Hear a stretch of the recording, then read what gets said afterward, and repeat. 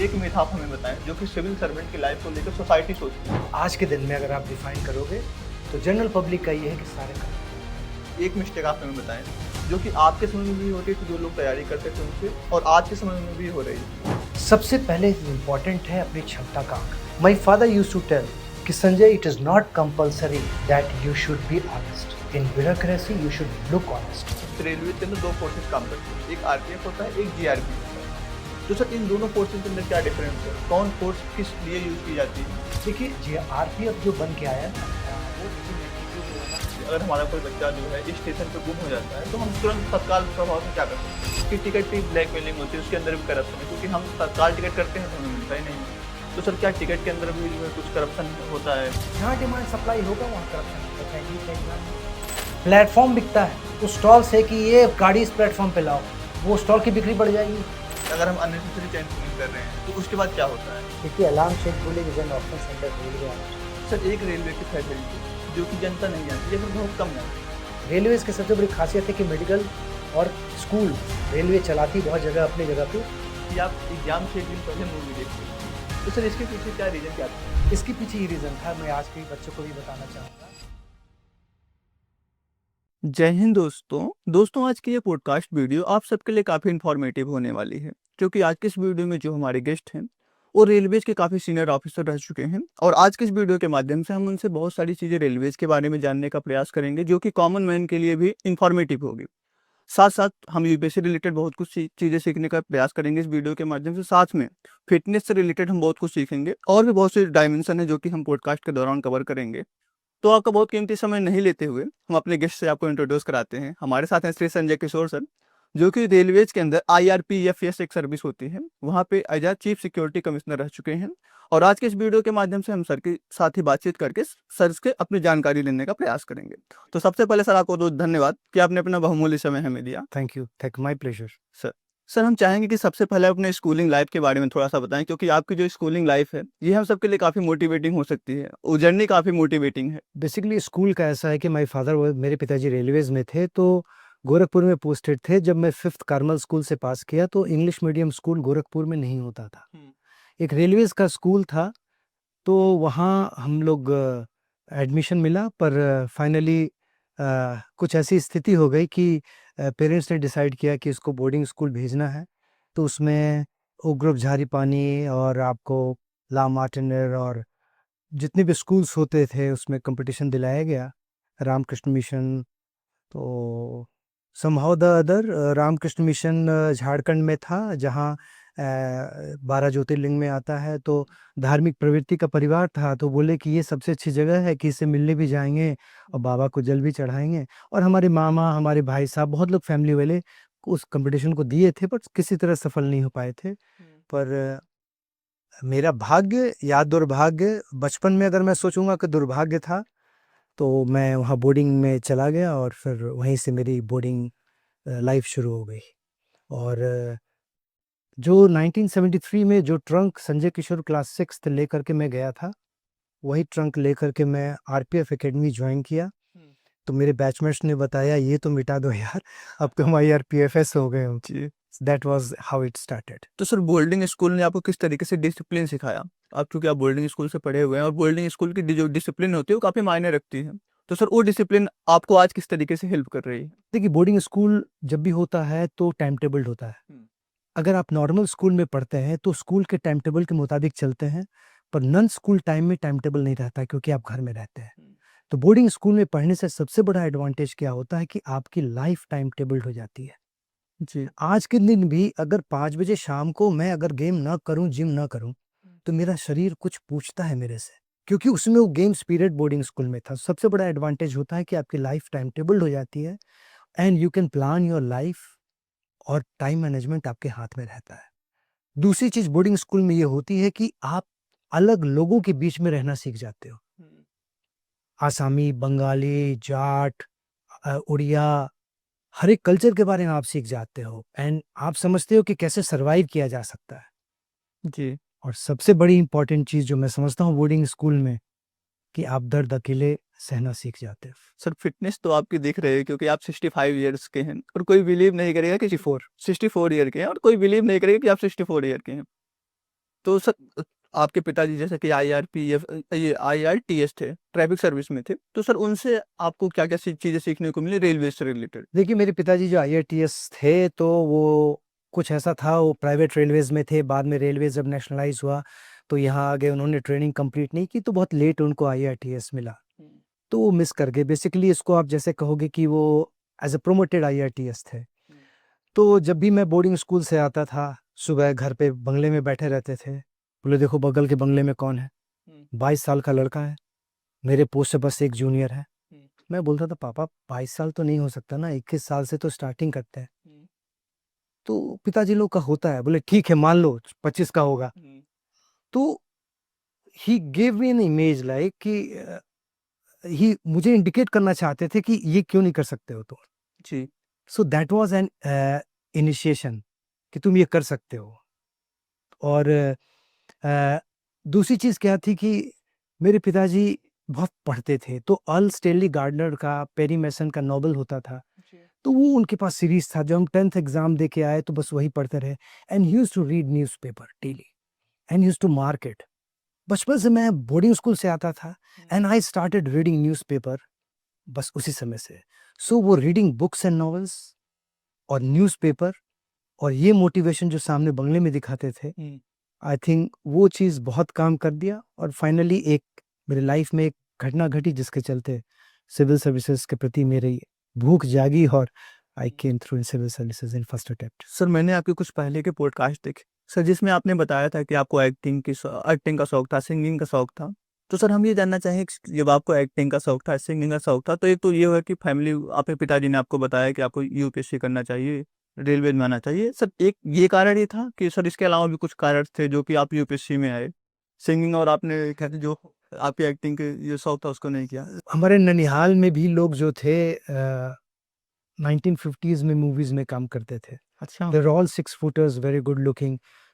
हमारे एक मामा नाना लगेंगे, वो अपनी माँ को दिखाने ले गए पिक्चर मुंगेर में हुँ, और उनकी माँ कह रही है तुम्हारे तरह ही है और वो कह नहीं सकते थे कि मैं ही हूँ, अयो क्योंकि बड़ी बेइज्जती होती है। सो दैट वाज़ वो जो मुझे ननिहाल से मिला था। सो ये शौक मुझे आ गया था बहुत पहले से ही और स्कूल में भी रामकृष्ण मिशन में 23 जनवरी मेरा जन्मदिन है, सुभाष चंद्र बोस का उसी दिन है, तो मेरा भी गोल-गोल चेहरा था, तो नेताजी सुभाष चंद्र बोस में अक्सर ड्रामा में बनता था और डिबेट्स में, सिंगिंग में। फिर जब मैं +2 करने पिलानी में आया तो यहाँ भी इंग्लिश ड्रामा, हिंदी ड्रामा में मेल एक्टर। स्कूल को रिप्रेज़ेंट करना डिबेट्स, ड्रामेटिक्स में, all India public school conference में। तो मुझे लगा कि बस एक एक्टर बन रहा है, तैयार हो गया है हुँ, और +2 का रिज़ल्ट निकलने के पहले मैं सोचा एक एक्टर तैयार है, सितारा बुलंद है उसका। जी, फिर मेरे नंबर आ जाते थे कि मुझे मालूम था कि फिर नंबर नहीं आएँगे तो पिताजी was we were middle class family, हुँ, तो वो बिरला पब्लिक स्कूल पिलानी के फीस को 2 इंस्टॉलमेंट को 5 इंस्टॉलमेंट में देते थे, बोलते थे जब चना बिकेगा ना तब तुम्हारा इंस्टॉलमेंट जाएगा। तो जी, मुझे मालूम था कि रिज़ल्ट अच्छा नहीं करूँगा तो प्रिंसिपल ही भगा देगा हुँ, और पिताजी का जवाब, तो मैं एग्ज़ाम के 10 दिन पहले पढ़ लेता था और मैं I was never a topper, मैं 1 टू 10 में रहता था अपने आप को। But I used to love acting, the camera and the mike. तो हिंदू में मैं जब आया तो एनएसडी का ऑडिशन दिया, हुँ, फर्स्ट राउंड निकल गया। समहाउ द अदर जो आपके कुछ बहुत क्लोज़ फ्रेंड होते हैं, हुँ। जो आपके दुश्मन ज़्यादा फ्रेंड कम होते हैं, उन्होंने बता दिया कि ये तो ये सब कर रहा है। देन एज़ अ फादर आज मैं सोचता हूँ कि वो बोले तुमको इतने अच्छे स्कूल में पढ़ाया-लिखाया, सब चीज़ किया, तुम एक ये एक्टर बनना चाहते हो? आप वहाँ से आ जाओ और you come down to Patna और साइंस स्कूल। मैंने कैसे, मैं 10 + 2 + 3 कर रहा हूँ। हुँ, बिहार में तो +3 है ही नहीं, वहाँ तो 2 है। हुँ, बोले नहीं यहाँ हो जाएगा, आप आइए यहाँ पे। Somehow that I had to take my baggages, क्योंकि आज के बच्चे हम नहीं थे, हम उस समय के बच्चे थे, पिताजी ही आपके सब चीज़ थे। हुँ, मैं साइंस कॉलेज पटना आ गया और परसेंटेज मेरे अच्छे थे, लिस्ट में मेरा दूसरा ही नंबर था और पढ़ने लगा, फ्रस्ट्रेटेड भी था बहुत कि क्यों हुआ, क्या हुआ? कि मैं तो, मुझे क्या मालूम कि एक्टर बनने में कितनी तकलीफ होती, पर उस समय तो जब इंडियन पब्लिक स्कूल कॉन्फ्रेंस जितने जो आपको सिंधिया, मेयो सारे स्कूल्स आते हैं, हुँ, दिल्ली कॉलेज इंदौर, तो वहाँ आपको जब बेस्ट एक्टर का अवार्ड मिलता है, लगता है भाई इस लेवल पे तो आप हैं ही। हुँ, हिंदी भी अच्छी है, इंग्लिश भी अच्छी है आपकी। फिर somehow the other my mother felt sick and she left अस। तो वो हर समय मुझे कहती थी बचपन से मेरी माँ, मैं मदर से बहुत अटैच था और आज के दिन भी अटैच हूँ। मैं घर से जब भी निकलता हूँ बाहर, रात में सोता हूँ, माँ को प्रणाम करके सोता हूँ। वो कहती थी कि तुम्हें बहुत सारी चीज़ें आती हैं। जी। You play indoor, you play outdoor, तुमको स्वेटर बुनना आता है, तुम्हें चाय बनाना आता है, तुम्हें ड्रामा, एक्टिंग, गाना, पढ़ना सब चीज़ आता है। ज़िंदगी में अचीव करने के लिए जैक ऑफ ऑल नहीं है, मास्टर ऑफ कोई चीज़ का एक मास्टरी करो। And once she told me कि कुछ ऐसा करो ना तुम कि जैसे कि लोग बोले कि तुम मेरे बेटे हो। जी। फिर बाद में तुमको ज़िंदगी में जो करना है करो। That struck me when she expired. तो मेरे दिमाग में आया कि no, I have to do this. देते हैं। फिर मैं सिविल सर्विसेज के लिए लग गया और मैं बीएससी पार्ट 1 पार्ट 2 का जो सिलेबस था पार्ट 1 में ख़त्म कर लिया और फिर आई गिव। और मेरे रिजल्ट से सबको आश्चर्य हुआ, मुझे भी आश्चर्य होता था क्योंकि मेरी में कमज़ोरी क्या थी, क्योंकि एंटरटेनमेंट इंडस्ट्री का जो वीकनेस था, एग्ज़ाम के एक दिन पहले मैं मूवी जाता था ज़रूर देखने के लिए। तो बोर्डिंग स्कूल में कहते थे कि सर का क्या होगा पता नहीं, इतना मूवी देखते हैं। तो मेरा रिजल्ट हर में सरप्राइज़ होता था, मुझे भी सरप्राइज़ होता था। Somehow the other I could crack it. Prelims तो सब्जेक्ट था उस समय, तो आई कुड डू दैट। और मेंस निकल गया because I used to read a lot, books, literature strong था। इंटरव्यू में तो with my personality and my schooling and with my certificates, जी। so I was through. So sir अभी आपने एक वाक्य बोला कि आप एग्जाम से एक दिन पहले मूवी देखते थे। तो सर इसके पीछे क्या रीज़न क्या था? इसके पीछे ये रीज़न था, मैं आज के बच्चों को भी बताना चाहूँगा। आज जो पढ़ाया गया है वो पढ़ो, कल जो पढ़ाया जाएगा उसको 1 घंटा पढ़ लो। एग्ज़ाम के 1 दिन पहले पढ़ने की ज़रूरत नहीं पड़ेगी। देखिए इस वर्क का क्या डेफिनेशन होता है? To make a work easier, you divide the work. To make the pressure of the exam easier, you divide the time. तो कल जो पढ़ाया जाएगा मैं उसको आधे घंटे पढ़ लेता था, तो टीचर को मैं क्वेश्चन भी करता था। जी। तो आपके क्वेरीज क्लियर होते थे। कोर्स इतना कम क्यों है? मुझे लगता था कोर्स इतना कम क्यों है? और एग्जाम डेज मुझे अच्छे लगते थे कि फर्स्ट सेकंड हाफ में स्कूल नहीं होगा। कैन यू अच्छा। Believe that? तो मेरा ये था कि डेली पढ़ना है, जो पढ़ाया उसको पढ़ना है। इसी इसलिए जब बोर्डिंग स्कूल गया तो मैं बहुत तकलीफ में था, मैं बहुत रोता था। तो मैं जो आज पढ़ाया वो पढ़ लेता था और कल जो पढ़ाना वो पढ़ लेता था किताब बंद करके, फिर इत्मीनान से आधे घंटे रोता था। तो मेरे लोकल गार्जियन बताए कि रह नहीं पाएगा, ये खाली रोता है घर जाने के लिए। बट लाइफ में कुछ चीज़ें क्लियर होती थी, मुझे मालूम था कि ये पढ़ाई एक ऐसी चीज़ है जिससे समाज आपको इज़्ज़त देती है और आपको, आप देखो 4 बच्चों के बीच में पढ़ने वाले बच्चे को माता-पिता ज़्यादा मानते हैं। बिल्कुल सर। और ये नहीं कि मानने के लिए मैं पढ़ता था, मुझे शौक था शुरू से ही। सो वो मुझे एग्ज़ाम के पहले मूवी देखने में, और उसमें ऐसा हुआ कि लोग बोले कि इसको यार अच्छे नंबर आते हैं, तो मेरे कुछ फ्रेंड्स एग्ज़ाम के पहले चले गए और एग्ज़ाम के बाद लाठी लेके खोज रहे थे कि 3 क्वेश्चन जो करते थे, ढाई करके आएँ इसके चक्कर में। तो सो that was how it goes like कि मैं हर समय तैयार एग्ज़ाम के लिए, मैं हर समय सरप्राइज़ टेस्ट में मुझे ख क कभी खराब नंबर नहीं आते थे। मतलब सर आपका ऐसा था कि आप पहले पढ़ते थे अच्छे से, मतलब प्री स्टडी पे, पोस्ट स्टडी पे, ताकि एग्जाम के दौरान आपको प्रेशर ना झेलना पड़े। दोस्तों मुझे आप सबके लगातार क्वेरीज मिल रहे थे यूपीएससी प्रीलिम्स पीवाईक्यू बुक को लेकर। इसीलिए मैंने सोचा कि आज के इस वीडियो के माध्यम से मैं आपको एक बुक रिकमेंड कर देता हूँ। दिशा पब्लिकेशन की तरफ से एक बुक आती है, error list 32 years topic wise UPSC civil service IAS prelim solve question paper. इसके अंदर आपको प्रीलिम्स के दोनों पेपर के क्वेश्चन देखने को मिल जाएंगे, पेपर 1 और पेपर 2 यानी सी सेट दोनों के क्वेश्चन। और साथ में उसका आंसर एंड सॉल्यूशन भी दिया गया है, मतलब कि आपको बताया कौन सा आंसर सही है और उसका एक्सप्लेनेशन भी दिया है कि क्यों सही है। आपको जो पेपर 1 के अंदर क्वेश्चन देखने को मिलेगा ये 1995 से लेकर 2026 तक के सभी क्वेश्चन देखने को मिल जाएंगे, और पेपर 2 के अंदर 2013 से लेकर 2026 तक के सभी क्वेश्चन देखने को मिल जाएंगे, मतलब लेटेस्ट जो पेपर हुआ है उन सभी के क्वेश्चन इसके अंदर आपको इन्वॉल्व देखने को मिल जाएंगे। प्रीलिम्स के साथ साथ आपको मेंस के क्वेश्चन भी देखने को मिलेंगे 2013 से लेकर 2025 तक के, मतलब कि लास्ट ईयर जो क्वेश्चन पूछा गया वो सभी आपको इसके अंदर देखने को मिल जाएंगे। बेसिकली ये बुक लास्ट ईयर जो है बेस्ट सेलर भी रही है, तो इसके बारे में थोड़ा सा मैं आपको ओपन करके दिखाता हूँ। इस बुक के अंदर टोटल आपको 4 पार्ट में चीजें देखने को मिलेंगे। पार्ट 1 में आपको स्ट्रेटजी एंड प्लानिंग देखने को मिलेगा, पार्ट 2 में आपको जो है प्रीलिम्स के क्वेश्चन देखने को मिलेंगे पेपर 1 के, पार्ट 3 में आपको सुसाइड के क्वेश्चन देखने को मिलेंगे, और पार्ट 4 में आपको मेंस के क्वेश्चन देखने को मिलेंगे। पार्ट 1 में जो आपको बताया गया यहाँ पे स्ट्रेटजी प्लानिंग, सबसे पहले आपको यहाँ पे 9 मंथ की एक स्ट्रेटजी दी गई है, अपकमिंग 9 मंथ में आपको किस तरीके से प्रिपेयर करना है। उसके बाद जो है आपको सिविल सर्विस एग्जामिनेशन के बारे में बताया गया है कि सिविल सर्विस एग्जामिनेशन क्या होता है, उसके लिए मिनिमम एलिजिबिलिटी क्राइटेरिया क्या होती है, एज लिमिट क्या होती है, अटेम्प्ट कितने आप दे सकते हैं, एकेडमिक क्वालिफिकेशंस क्या होती है, सिलेबस क्या होता है प्रीलिम्स का, सिलेबस क्या होता है मेंस का, इसके साथ साथ कट ऑफ जाता है प्रीलिम्स पेपर 1 के लिए, पेपर 2 के लिए क्या कट ऑफ जाता है, इसके साथ-साथ आपको जो है लास्ट ईयर जो मेंस का कट ऑफ गया होगा उसके बारे में बताया गया है। फाइनल लिस्ट में जो कट ऑफ गया उसके बारे में बताया गया है और टोटल जो है ओवरऑल आपको बेसिक इन्फॉर्मेशन जो होती है वो सभी आपको यहाँ पे देखने को मिल जाएंगी स्टार्टिंग पार्ट 1। पार्ट 2 के अंदर जो है आपको पेपर 1 के सभी क्वेश्चन देखने को मिलेंगे इस तरीके से।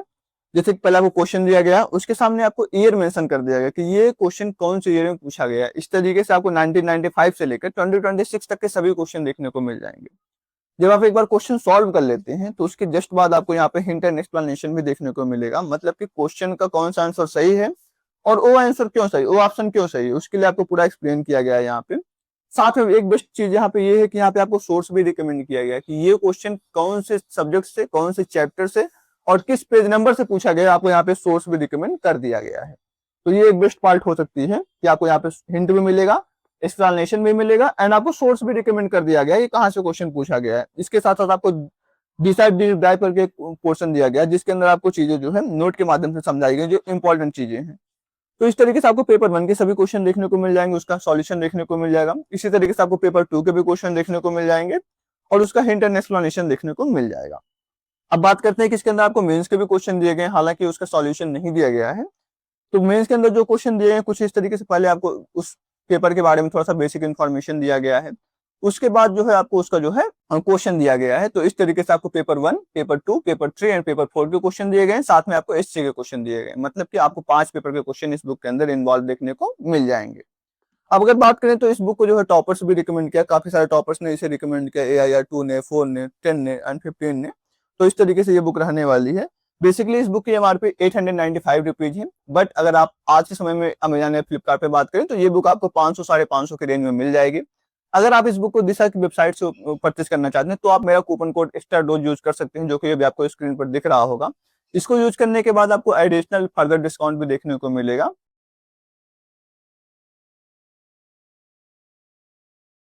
तो उम्मीद है कि आपको इस बुक के बारे में आइडिया लग पाया होगा। Thank you. सर आपने 1987 में सिविल सर्विसेज एग्जाम क्वालिफाई किया है, तो सर उस टाइम हम देखते थे कि बहुत इंटरनेट नहीं था, यूट्यूब नहीं था, जो आज के समय में बहुत ज़्यादा ऐसे मिल रखा है, बहुत सारी कोचिंग इंडस्ट्री भी नहीं थी। तो सर उस दौरान किस तरीके से तैयारी हुआ करती थी सिविल सर्विसेज की, जो कि आज से अलग है? देखिए, उस दिन टफ था उस समय, क्योंकि उस समय इकोनॉमी ओपन अप नहीं हुआ था। कोई सॉफ्टवेयर इंजीनियरिंग और प्राइवेट इंजीनियरिंग कॉलेज एक रमैया होता था, बाकी लोग IIT देते थे, NIT देते थे, एम्स, FMC मेडिकल का ही देते थे और स्टेट PMTs देते थे। डॉक्टर भी जो होता था वो सोशियोलॉजी और हिस्ट्री लेके देता था, 8 सब्जेक्ट, क्योंकि doctor was not a syllabus in civil services. जी। It was tough that time. तो जैसे मैंने बताया कि मैं BSc पार्ट 1 में पहले कर लिया था, तो जो पार्ट 2 में जब था तो as we were just middle class family, तो एक पर्टिकुलर अमाउंट ही पैसा आता था, ये ऐसे कि आप किसी लाइब्रेरी में जाके कर सकते हो। तो पटना में आपको एग्ज़िबिशन, वो एक गांधी मैदान है, तो उसके नीचे गांधी मैदान के पास फुटपाथ पे किताबें बिकती थी। तो मैं साइकिल लगा के चला जाता था, तो क्योंकि मेरा सब्जेक्ट साइटोजेनेटिक्स मॉलिक्यूलर बायोलॉजी था, तो मैं उसमें किताबें खोजता था। तो पुरानी किताब जो किसी ने फेंक दिया, तो उसमें मैं किताबें चूज़ करता था और उसको पढ़ता था और लाइब्रेरी में भी पढ़ता था। जी। And I used to always question my seniors. और मैं इतना क्वेश्चन करता था कि BSc एग्जाम में जो वाइवा वोसी BHU से लेने आया था, वो बोला मैं तो देखूंगा इसको, ये अपने आप को बहुत समझता है। देखिए, जिंदगी में आप तभी बढ़ते हैं जब आप सवाल पूछते हैं। बिल्कुल सर। अगर आप सवाल नहीं पूछेंगे ना, तो वो जो पढ़ाई एक्स्ट्रा जो आपको किताबों से और जो आप अपनी कोर्स की किताब पहले कर लिए, और जैसे मैंने बताया कि न्यूज़पेपर में क्लास 10 से ही पढ़ना शुरू कर दिया था, और नॉवेल्स पढ़ने के, जो नॉवेल जब आप पढ़ते हैं ना, तो आपको कॉम्प्रिहेंशन और वोकैबुलरी अपने आप इंक्रीज हो जाती है। तो वो पिताजी के चक्कर में वो बचपन से मेरा बन गया था।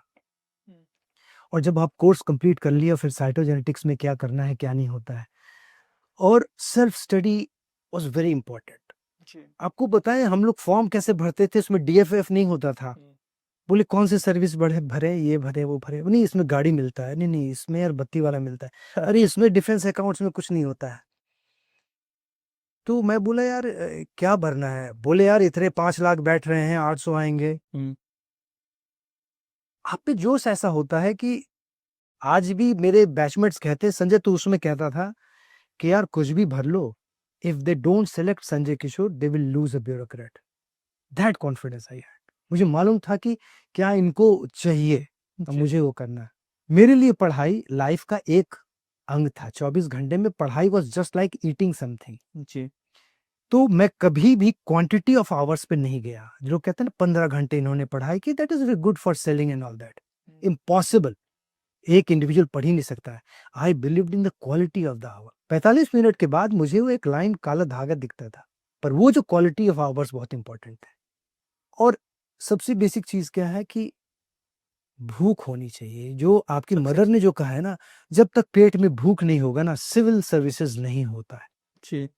You need hooks. I think that was the reason कि we could go through that in that situation. और एडवांटेज ये था कि ये जो यूट्यूब में ये जो नॉलेज डायरिया हो रहा है ना, बच्चे जिसमें बह जाते हैं, जैसे डायरिया में बह जाता है आदमी, सो वो उसमें नहीं था। एक अच्छा गुरु, एक अच्छा टीचर मिल गया, अच्छा कॉलेज मिल गया। हमारे अच्छे कॉलेजेस थे। बॉटनी डिपार्टमेंट साइंस कॉलेज का, उसमें डॉल्फिन सेविंग का, और हमारे कॉलेज में कनाडा से, यूएस से लेक्चर आते थे उस समय।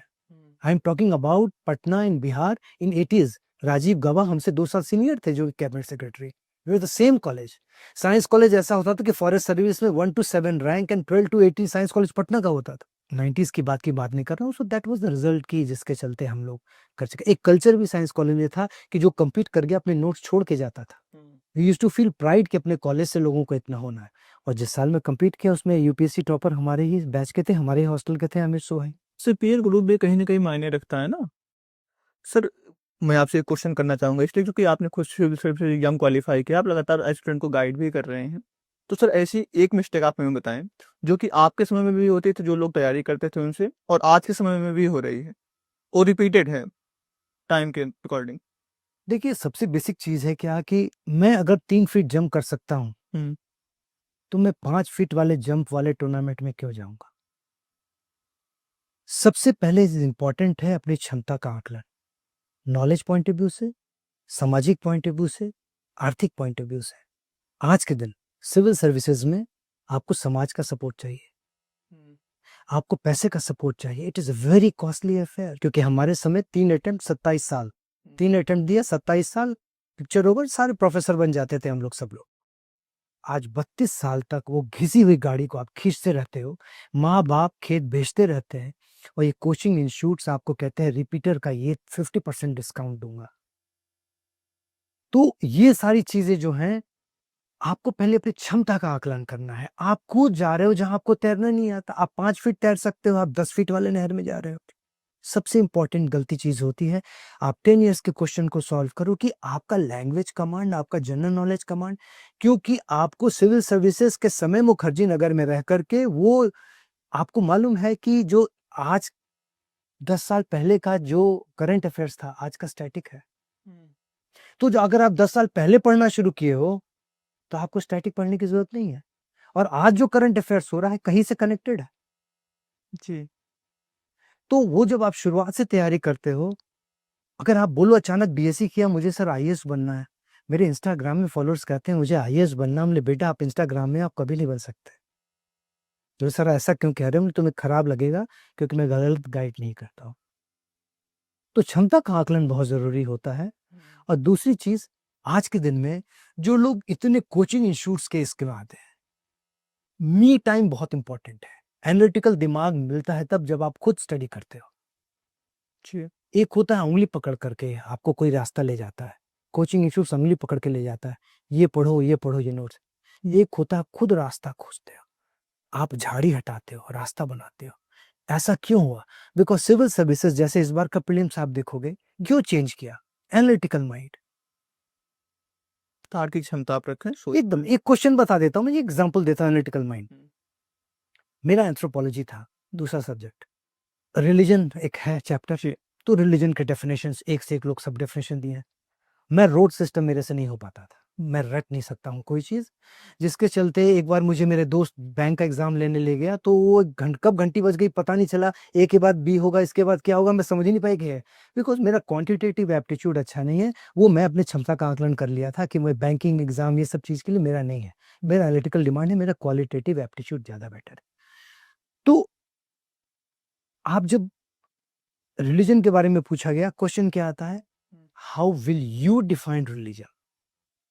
कौन आर ऑल द रटना, जितने रिलीजन के डिफिनेशन सब खत्म हो गए. How will you define religion and explain it's continuity in the present society? आज विल एनालिटिकल डिमांड बिल्कुल सर। आराम से आप एंड एंथ्रोपोलॉजी में आई स्कोर्ड 190 आउट ऑफ 200. जो दिल्ली यूनिवर्सिटी का टॉपर था उसके 150 आए थे. बोले तुम बॉटनी के साथ कैसे ले आए? हमने देखो साइंस के जो स्टूडेंट्स होते हैं ना, जी। अब जैसे मैरिज पे आया, डिफरेंट टाइप ऑफ मैरिजेस लिख रहे हैं लोग, लिख रहे हैं, पर हम साइंस वाले क्या किए, सीधे कौन बनाए, सबसे नीचे लिखे गोत्र, कास्ट, लास्ट में डीएनए प्रोफाइलिंग, स्लाइसेस बनाया, जी। सबको मार्किंग किया, एक्सप्लेन किया 1.5 पेज में बस.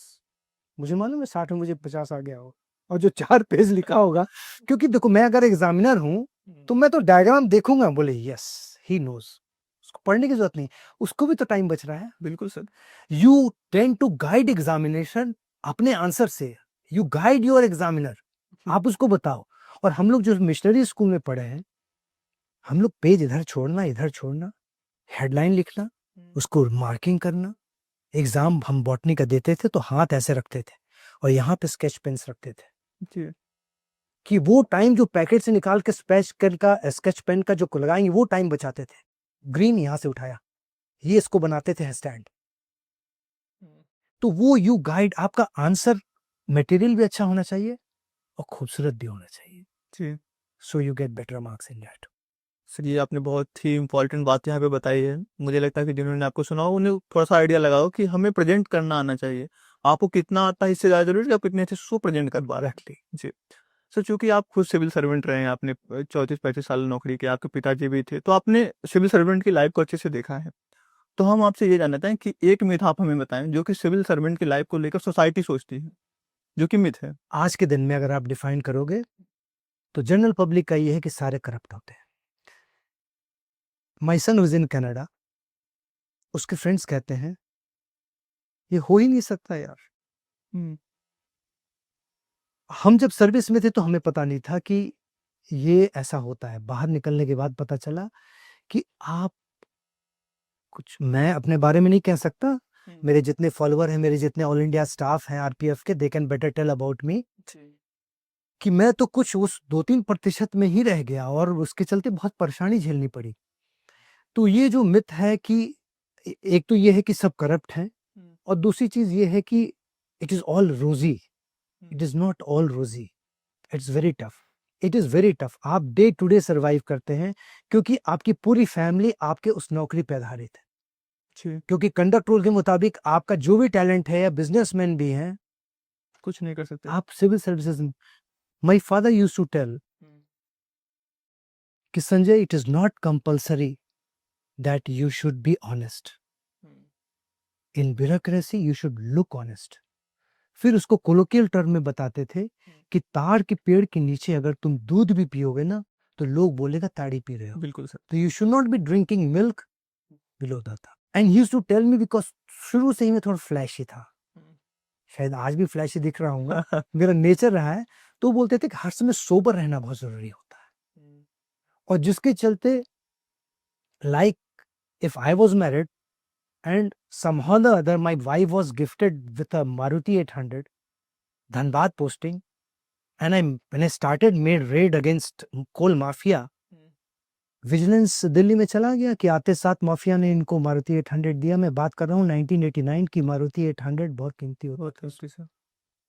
सो आपको ये फाइट करना पड़ता, पर क्योंकि वो डिक्लेयर्ड था गिफ्ट में, फैमिली का गिफ्ट कर करके डिक्लेयर्ड था, 80,000 का आता था, 20-20 करके सबके नाम पे था, गिफ्ट चेक करके दिया हुआ. So that could save us. So it is very tough to survive there, और it is not rosy always becoming a civil servant. क्योंकि आप पोर्ट्रे ऐसा होते हो ना कि आपको दुनिया की सारी पावर है, पर अंदर क्या चलता है वो मैं बता सकता हूँ. जी। अगर आप इस चीज को मैं एक कहानी से एक्सप्लेन करना चाहूंगा. हम साइंस कॉलेज में पढ़ते थे और कभी कभी छुट्टियों में आ जाते थे. अपने पटना में डाक बंगला चौराहा है एक, मेरा घर वहीं पे था, तो आ जाते थे सैटरडे संडे. तो वहां पे एक पान का दुकान होता था, तो हम लोग पान खाने जाते थे, and I used to have paan and all that. तो पान खा रहे थे तो अचानक एक एसपी की गाड़ी रुकी, वो वर्दी में उतरा और बोला पान देना, बिजी था वो, पान वाले ने उसका पान बना लिया और दे दिया। तो मेरे दोस्त जो थे, मुझे छोड़ के कोई पढ़ने वाला नहीं था, बोले यार संजय, मजा तो इसमें ये है, जो कंधा पे का शोका लगाओ इसी पान की दुकान पे तो उस दिन मजा आएगा। जी।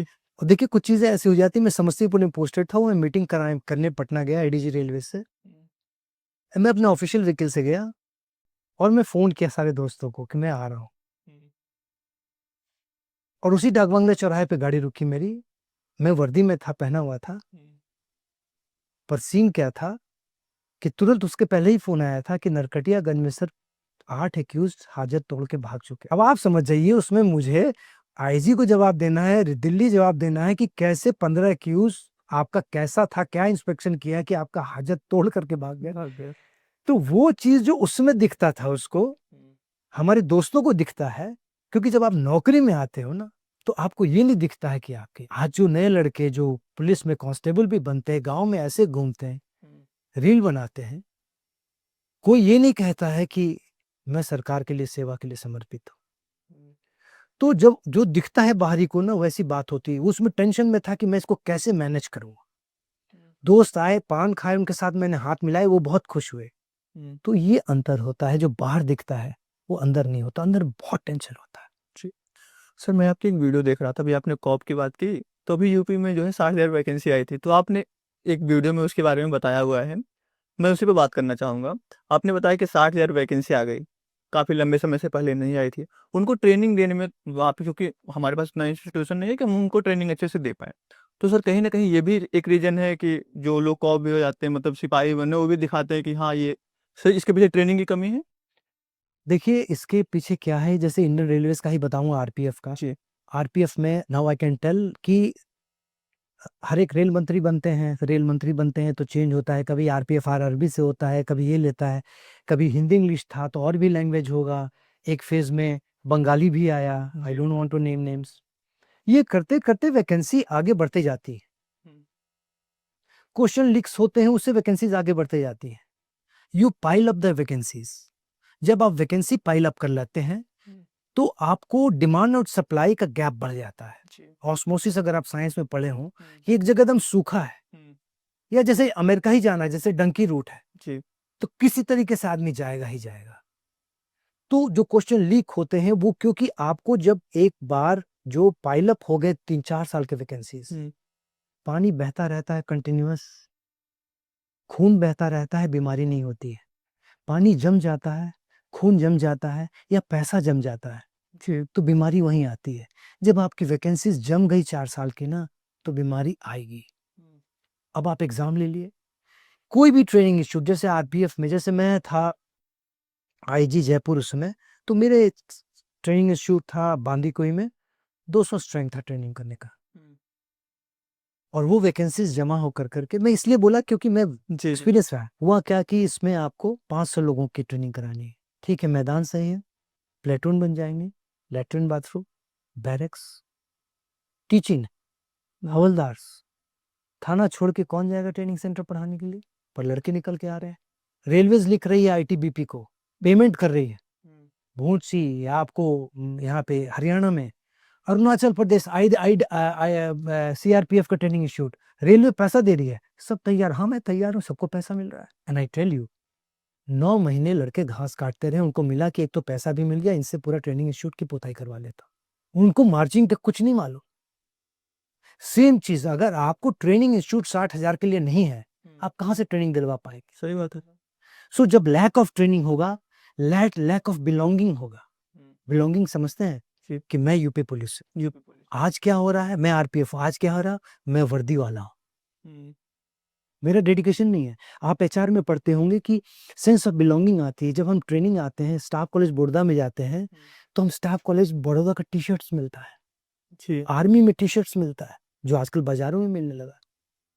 वो सेंस ऑफ बिलोंगिंग लाता है कि जो मैं वेयर कर रहा हूँ, जो ये स्टाफ कॉलेज बड़ौदा लिखा हूँ, मैं यहाँ बिलोंग करता हूँ। वो प्रॉपर ट्रेनिंग से होता है। जब प्रॉपर ट्रेनिंग नहीं होगा, तो अभी जो हो रहा है यही होगा। और इसका रीजन ये है कि piling of vacancies and not regular conducting of exams.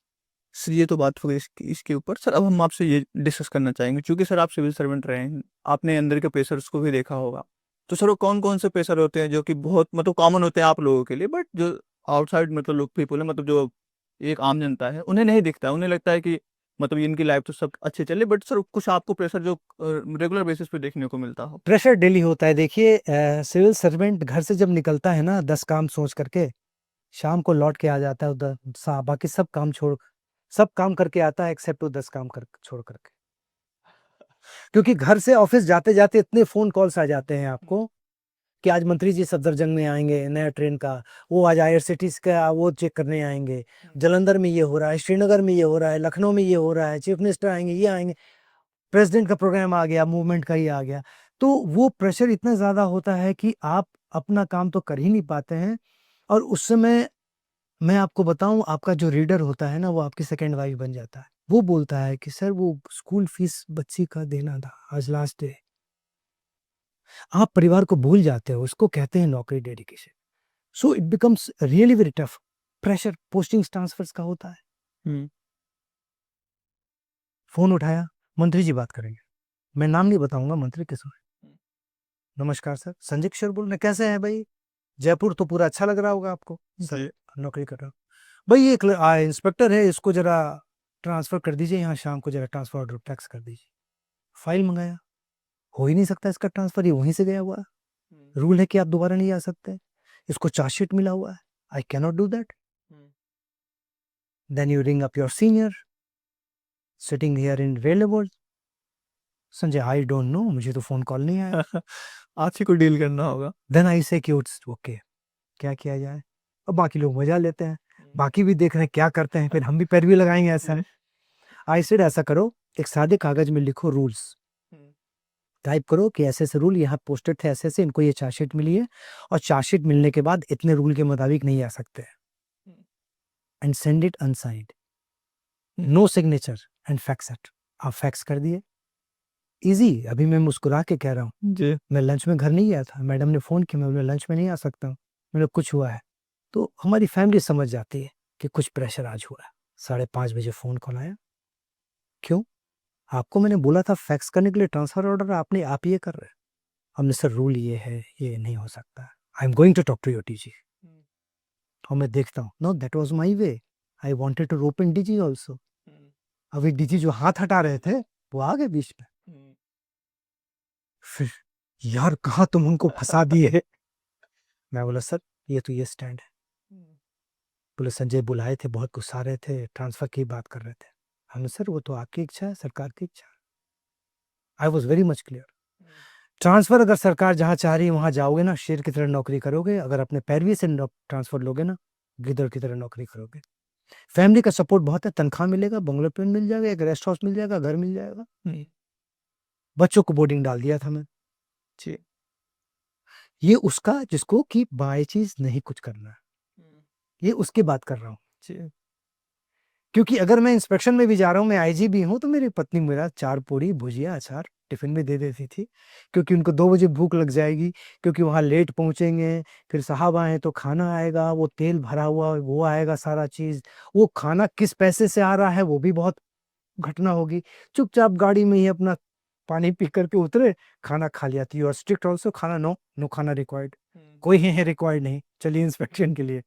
सो ऐसे लोगों को तकलीफ नहीं होती ट्रांसफर में। So that why there many incidents जो मेरे साथ हुए प्रेशर के, ट्रांसफर्स के, जो कि हर्ष में वे आउट। एक राज्य मंत्री मेरे चैम्बर में आ गए, उन्होंने रेल मंत्री को बताया कि भाई ये ट्रांसफर है। बोले वो तो मैं नहीं कर सकता हूँ, वो तो अधिकार उसी को ही है, बड़ौदा हाउस में बैठता है दिल्ली में, संजय किशोर। वो पहुंच गए हमारे पास राज्य मंत्री जी। वो संजय जी कैसे हैं, ये हमने सब ठीक ठाक है सर, तो लंच कराइए हम मुझको। सर कराता हूँ लंच, तो लंच वंच कराया हुआ है। बोले इसका ट्रांसफर, एक लेडी कांस्टेबल का ट्रांसफर। मैं सब मैं देखता हूँ सर। और आप उस लेडीज का बात कर रहे हैं जो कि दिल्ली में 10 साल से, रूल ये है कि 10 साल से ऊपर कोई रह ही नहीं सकता, मैक्सिमम 10 ईयर्स एक जगह पे, सबको दिल्ली चाहिए होता है। और वो 10 साल से ऊपर, शिकायतें भरी पड़ी है उस लेडीज को। ऐसी लोग के लिए मंत्री आते हैं। जी। हम लोग तो बने उनके लिए, उन गरीब के लिए। बोले, और मैंने बोला कि सर ये तो हो नहीं सकता है, बोले मैं तो आज जाऊंगा तभी जब तक कि ट्रांसफर ऑर्डर ना निकल जाए। मैं बोला सर इसका एक सॉल्यूशन है, बताइए। सर मेरा ट्रांसफर करा। मुझे मालूम था कि उसके लिए भारी, क्योंकि मेरा बैकग्राउंड इतना हैवी है, मंत्री जानते हैं कि ये मेहनती लड़का है, तो ये इसके लिए मुश्किल होगा। पर I was very much clear on that. और बहुत नॉर्मल ब्राउनी पॉइंट बनाते एक ट्रांसफर हो जाता है। फिर फोन आया मेरे रेल मंत्री जी का, भाई इनका काम करना, जी। पॉलिटिकल कंपल्शन, क्योंकि he belong to a particular area जहां वो वोट चाहिए होता है, डेमोक्रेसी में आप काम कर। सो मैंने बोला कि भाई फैक्स से भेजो पूरे जो नॉर्दर्न रेलवे में कश्मीर से काशी तक जितने लेडीज कांस्टेबल से जो जो ट्रांसफर रिक्वेस्ट भेजी सब मंगाओ within 1 hour. And I talk to every senior DSCs, मेरे 8-9 डिवीजन थे, सब पर्सनली बात किया मैंने।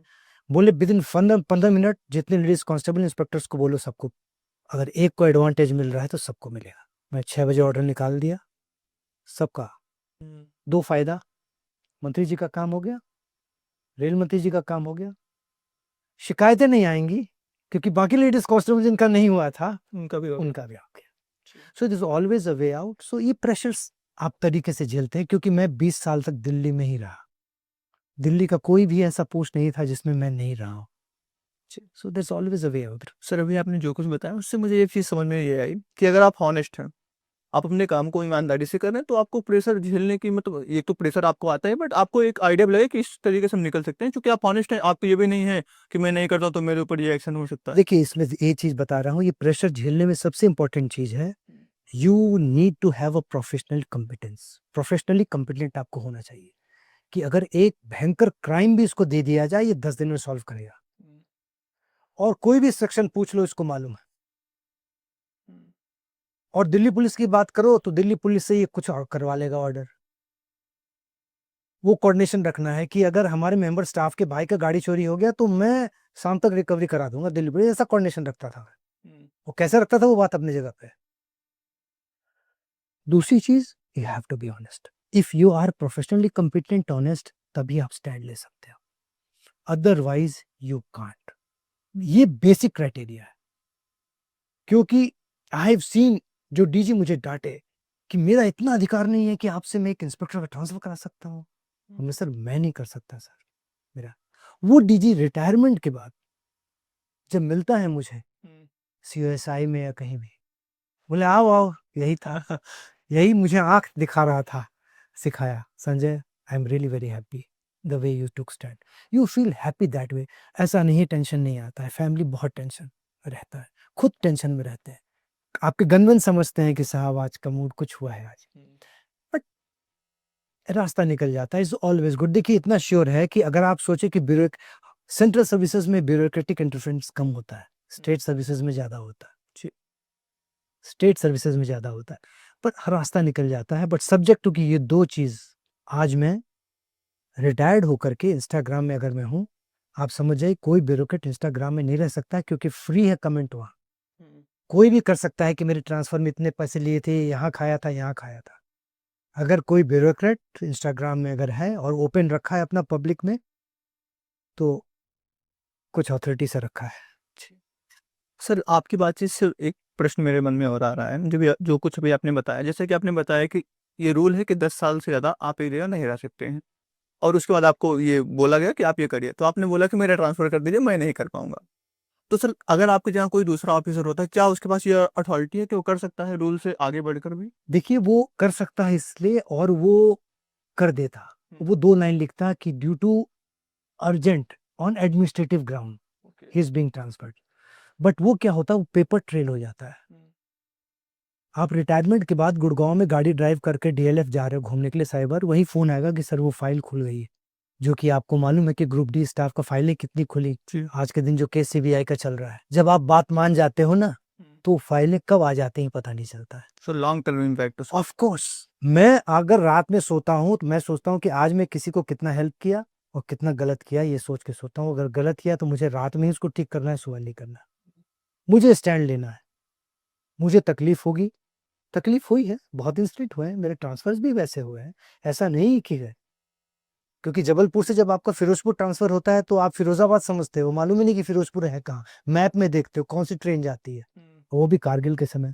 सो you have to face it. आप एक बार जब सिविल नौकरी ज्वाइन किए हो, ट्रांसफर इज द ट्रेंड। सरकार जहाँ चाहेगी आपको रखेगी, आपको कोई से नहीं है उसमें, and you should not be doing like that.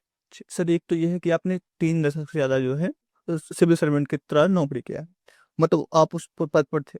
तो सर हम हमसे ये जानना चाहेंगे, क्योंकि जब हम लंबे समय तक सिविल सर्वेंट के तौर पर काम कर रहे होते हैं, तो जब हमारा रिटायरमेंट होता है, तो रिटायरमेंट के बाद हम सबसे ज़्यादा क्या मतलब याद करते हैं? वो पावर और रिस्पॉन्सिबिलिटी है कि जो अपॉर्चुनिटी थी सर्व करने की कंट्री को, वो आप मिस कर रहे होते। तो क्या सर होता है रिटायरमेंट के बाद? देखिए, पावर तो मिस करता है ये आदमी, क्योंकि पावर वो नहीं रहता है।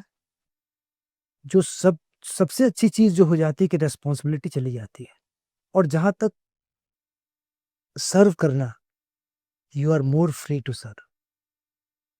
आज के दिन आप देखो कि आई एम मोर सर्विंग। आज भी मेरे स्टाफ जितने हैं, आज जितने जोनल हेड्स हैं हमारे, principal chief security commissioners, they ring me up and ask for my advice. And present DG RPF भी मेरे साथ जबलपुर में थी पोस्टेड। सो सर, अगर आप पावर थोड़ा कम हो जाता है, पर एक चीज आपको बता दूं, इंडिया में यह है कि एक बार आप सिविल सर्विसेज कर जाते हो ना, जब आपके कॉमा के बदले कैडर के साथ रिटायर्ड लिखा जाता है, वजन रहता है उसका। आप मानो न मानो, इसका वजन रहता है। जी। और लोग लिखते हैं, मैं भी लिखता हूँ अपने सोशल साइट पे, हमने मेहनत करके कमाया यार बिल्कुल उसको। दूसरी चीज, रिस्पॉन्सिबिलिटी चली जाती है, सबसे खुशी की बात है। सर्व आप अभी भी कर सकते हैं विदाउट रिस्पॉन्सिबिलिटी। अब तो सर आप और ओपन होते सर्व एग्जैक्टली। आज मैं आपके माध्यम से सर्व करने की कोशिश कर रहा हूँ। जो बच्चे पढ़ना चाह रहे हैं उनको बताने की कोशिश कर रहा हूँ, जो मैं कंडक्ट रूल के तहत नौकरी में नहीं कर सकता था। सो it is the power. But power कब मिस करते हो? पावर का कंसेप्ट क्या है? पावर का कंसेप्ट है आज के इंडिया में कि कौन किसका कितना नुकसान पहुंचा सकता है। पावर का कंसेप्ट अगर देखो कि अब मैं कितना किसी को सर्व कर सकता हूं, तो मैं फील नहीं करता हूं पावर का, because my approach was always there. I was always in important post in Delhi. हर एक इंपॉर्टेंट पोस्ट में मैं रहा, पर मेरा सर हर समय मेरे कंधे पे रहता था। और समझ जाओ कि जो रेल मंत्री जी ने भी कहा, मेरे पास 8,000 स्टाफ थे, तो मैं सोचा मैं स्टाफ को कैसे नजदीक लाऊं। मैं ये इंश्योर किया, एक सिस्टम बनाया कि जो स्टाफ चाहे श्रीनगर से लेकर लखनऊ तक, जिसका जन्मदिन है, जो ड्यूटी चढ़ने आएगा, उसको मेरे सिग्नेचर किया हुआ बर्थडे कार्ड मिलेगा, personal signatures. And I could do that. मेरा अंगूठा टूट गया था क्रिकेट में, उसके बाद मैं साइन करके भेजा। और इसको दीदन मंत्री जी सुरेश प्रभु जी ने लिया, रेल मंत्रालय ने इसको शुरू किया मेरे ही इसको लेकर के। तो जब आप ऐसे डाउन टू अर्थ रहते हो, कनेक्टेड टू द स्टाफ, और मैं पहले भी बताया, आज मैं रिटायर हो गया हूँ, कुछ चीजें आज भी मैंने खरीदता हूँ रिटायरमेंट के बाद। स्टाफ प्यार से ले ही आते हैं, खासकर हरियाणा वाले, क्योंकि मैं दिल्ली में ही नौकरी किया हूँ। सो जब आप पावर को मिसयूज करते हो, तब then you miss the power. जब आप घर से खाना लेके जाते हो इंस्पेक्शन में, तो क्यों मिस करोगे आप यार? वो तो अभी भी पत्नी दे ही सकती, पेंशन मिल ही रहा है। तो मुझे रिटायरमेंट का खुशी की रिस्पॉन्सिबिलिटी नहीं है, सर्व करने का पूरा मौका है, और पावर तो आपके नाम की। दूसरी चीज, अगर आप स्टाफ के साथ मिलकर नौकरी किए हो, तो वो आपका फिक्स डिपॉजिट है, जिसका इंटरेस्ट आपको रिटायरमेंट के बाद मिल रहा है। मेरे ऐसे ऐसे मैसेजेस आते हैं कि सर आपको मैं भूल ही नहीं सकता, मेरी माँ बीमार थी, कैंसर का था मेरी माँ को, तो मैं कलकत्ता से आया ट्रांसफर लेकर के। मैंने आप पूछा गांव कहाँ है, मुझे याद नहीं है अभी। तो फिर मैं रीडर को बुलाया, यार यहाँ किस थाने का पड़ता है? बोले सर थाना तो कोई पोस्टिंग। बोले यार क्या होता है यहाँ? बोले यहाँ फूड ग्रेन लोड आता है। बोले 2 पोस्ट इसका कांस्टेबल का यहाँ करवा दो, और इसकी पोस्टिंग कर दिया मैंने। मुझे याद नहीं है, पर उसको आज के दिन याद है। ऐसे डेली वीकली 3-4 मैसेजेस मेरे आते हैं, जो मुझे आइडिया नहीं है, क्योंकि मेरा अप्रोच ही शुरू से ऐसा था कि मुझे हेल्प करना है। क्योंकि अगर आप किसी को हेल्प करना चाहते हो, सरकार के 20 रूल मिल जाएंगे, अगर नहीं करना चाहते हो तो 40 रूल मिल जाएंगे। दोनों चीज के रोल हैं sir. Your intent should be clear. Sir हम कुछ रेलवे से रिलेटेड कॉमन जो मतलब जानकारी होती है, हम चाहेंगे कि आपके माध्यम से हम जनता तक पहुंचा पाएं। तो सर हम उन प्रश्नों पे कुछ बात करना चाहेंगे। जैसे कि सर एक बहुत ही कॉमन मेथड, रेलवे के अंदर 2 फोर्सेस काम करती हैं, एक आरपीएफ होता है, एक जीआरपी होता है।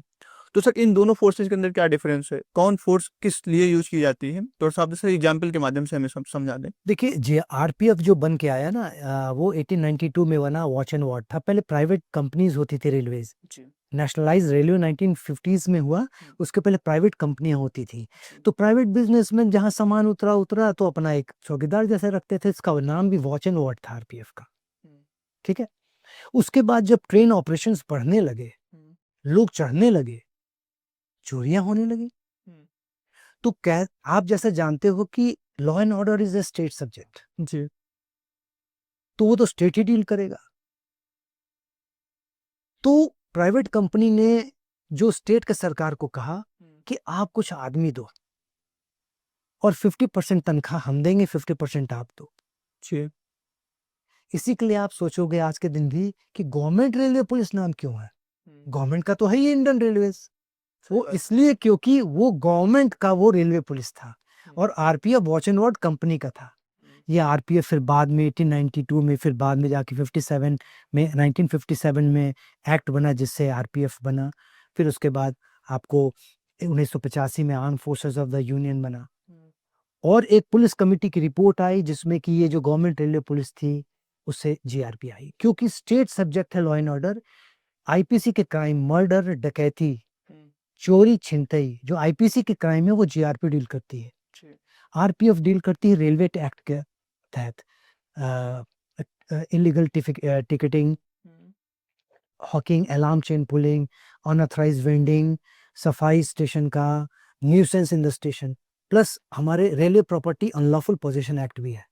ये एक्ट इतना स्ट्रांग है कि any statement given before RPF officer is admissible in the court. Okay. It's very tough. तो देखिए मैं इस चीज़ को बताऊं, ऑफ कोर्स जितने स्पेशल एक्ट हैं, फॉरेस्ट एक्ट, कस्टम एक्ट, सब में यही है।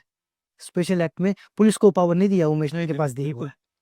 सो ये पावर आरपीएफ के पास है। तो RPF railway property, railway premises में न्यूसेंस और रेलवे एक्ट के ऑफेंसेस डील करती है। और इसमें भी अगर आप चाहोगे तो बहुत लंबा जाता है इसमें कि ब्लॉक सेक्शन जो है ना, 2 सिग्नल के बीच में वो लोकल पुलिस देखती है। अच्छा। आप भूल के 3 टायर सिस्टम है सिक्योरिटी का। Signal to signal GRP, train के अंदर मर्डर हुआ जीआरपी, ट्रैक में मर्डर हुआ लोकल पुलिस। तो इस चीज को हमने भी रिसर्च किया था कि इसको खत्म करना चाहिए था। और आज के दिन भी इंडियन रेलवेज जीआरपी का 50% तनख्वाह देती है। चलो अलग अलग सरकार रहे तो ठीक है, जब डबल इंजन है तो आप ना किधर का उधर से छूट रहे हो। ऐसी स्थिति आ गई थी, रेलवे बोर्ड में आईजी क्राइम था कि वो कह रहा है कि मुझे 50% नहीं चाहिए। एक स्टेट कह रहा है ना, मैं तेलंगाना कह रहा था कि मुझे 50% नहीं चाहिए, क्योंकि जो भी आप जीआरपी का स्ट्रेंथ इंक्रीज करेंगे ना, वो रेलवे का उसमें सहमति चाहिए और आप जस्टिफिकेशन करोगे कि आप क्यों इंक्रीज कर रहे हो, क्योंकि रेलवे को 50% देना है। वो कह रहा है मुझे 50% नहीं चाहिए, मुझे इंक्रीज करने दीजिए। रेलवे बोलती है ना, दिस इज वेरी बैड। और पुलिसिंग के लिए आज के दिन में मैं चाहूंगा सिक्योरिटी का एक होना चाहिए। सिंपल सॉल्यूशन है इसका, जो मैं बहुत बार कमिटीज में मैं रहा हूं, दिया हूं, कि लोकल एसपी का एक थाना स्टेशन पे होना चाहिए बस। जीआरपी आप हटा दीजिए, there is no point of GRP. आज के दिन क्या स्थिति है, आज किसी पुलिस को जीआरपी दे दो, उसको ना स्टेट पूछता है ना सरकार, रेलवे पूछती है। और अगर कोई नहीं पूछता है तो आदमी क्या करता है वो आप जानते ही हो, ट्रेनों में क्या होता है। Why not local SP should have a थाना एट रेलवे स्टेशन जो आईपीसी सब डील करे। अगर मैं लाठी चार्ज करता हूँ लुधियाना में, अगर मैं लाठी चार्ज किया, अरेस्ट किया, फायरिंग की मैंने, तो जीआरपी एडीजी कहता मेरे पास तो जगह ही नहीं है, कुछ नहीं, मैं क्या करूं, मैं तो केस रजिस्टर नहीं कर सकता हूं। तो मुझे पुलिस एक्ट के मुताबिक every SP is additional SP railways. क्यों? क्योंकि एसपी रेलवेज शुरू से ही बहुत सीनियर आदमी होता था, क्योंकि 4-5 डिस्ट्रिक्ट देखना पड़ता था। तो उस पुलिस एक्ट का फायदा लेकर के जो उसमें एसपी लुधियाना थे, वो डीजी पंजाब होकर रिटायर किए, मिस्टर दिनकर गुप्ता, उनसे मैंने हेल्प मांगा। जब मुझे स्टेट पुलिस में लोकल एसपी का हेल्प लेना ही है तो मैं क्यों रखूं इसको। सही बात है। But it suits, it doesn't suit other, because state government को भी कुछ पोस्ट है जीआरपी का। No one wants to lose it. Railway चाहती है कि 50% जो दे रहे हैं, अगर ये बच जाए पैसा तो रेलवे कुछ पैसेंजर फैसिलिटी देगी। बट ब्यूरोक्रेसी में, डेमोक्रेसी में तो थोड़ा प्रॉब्लम होता है। But there should be a single system. Railway में सिक्योरिटी सिस्टम थोड़ा सा अभी इश्यूज है।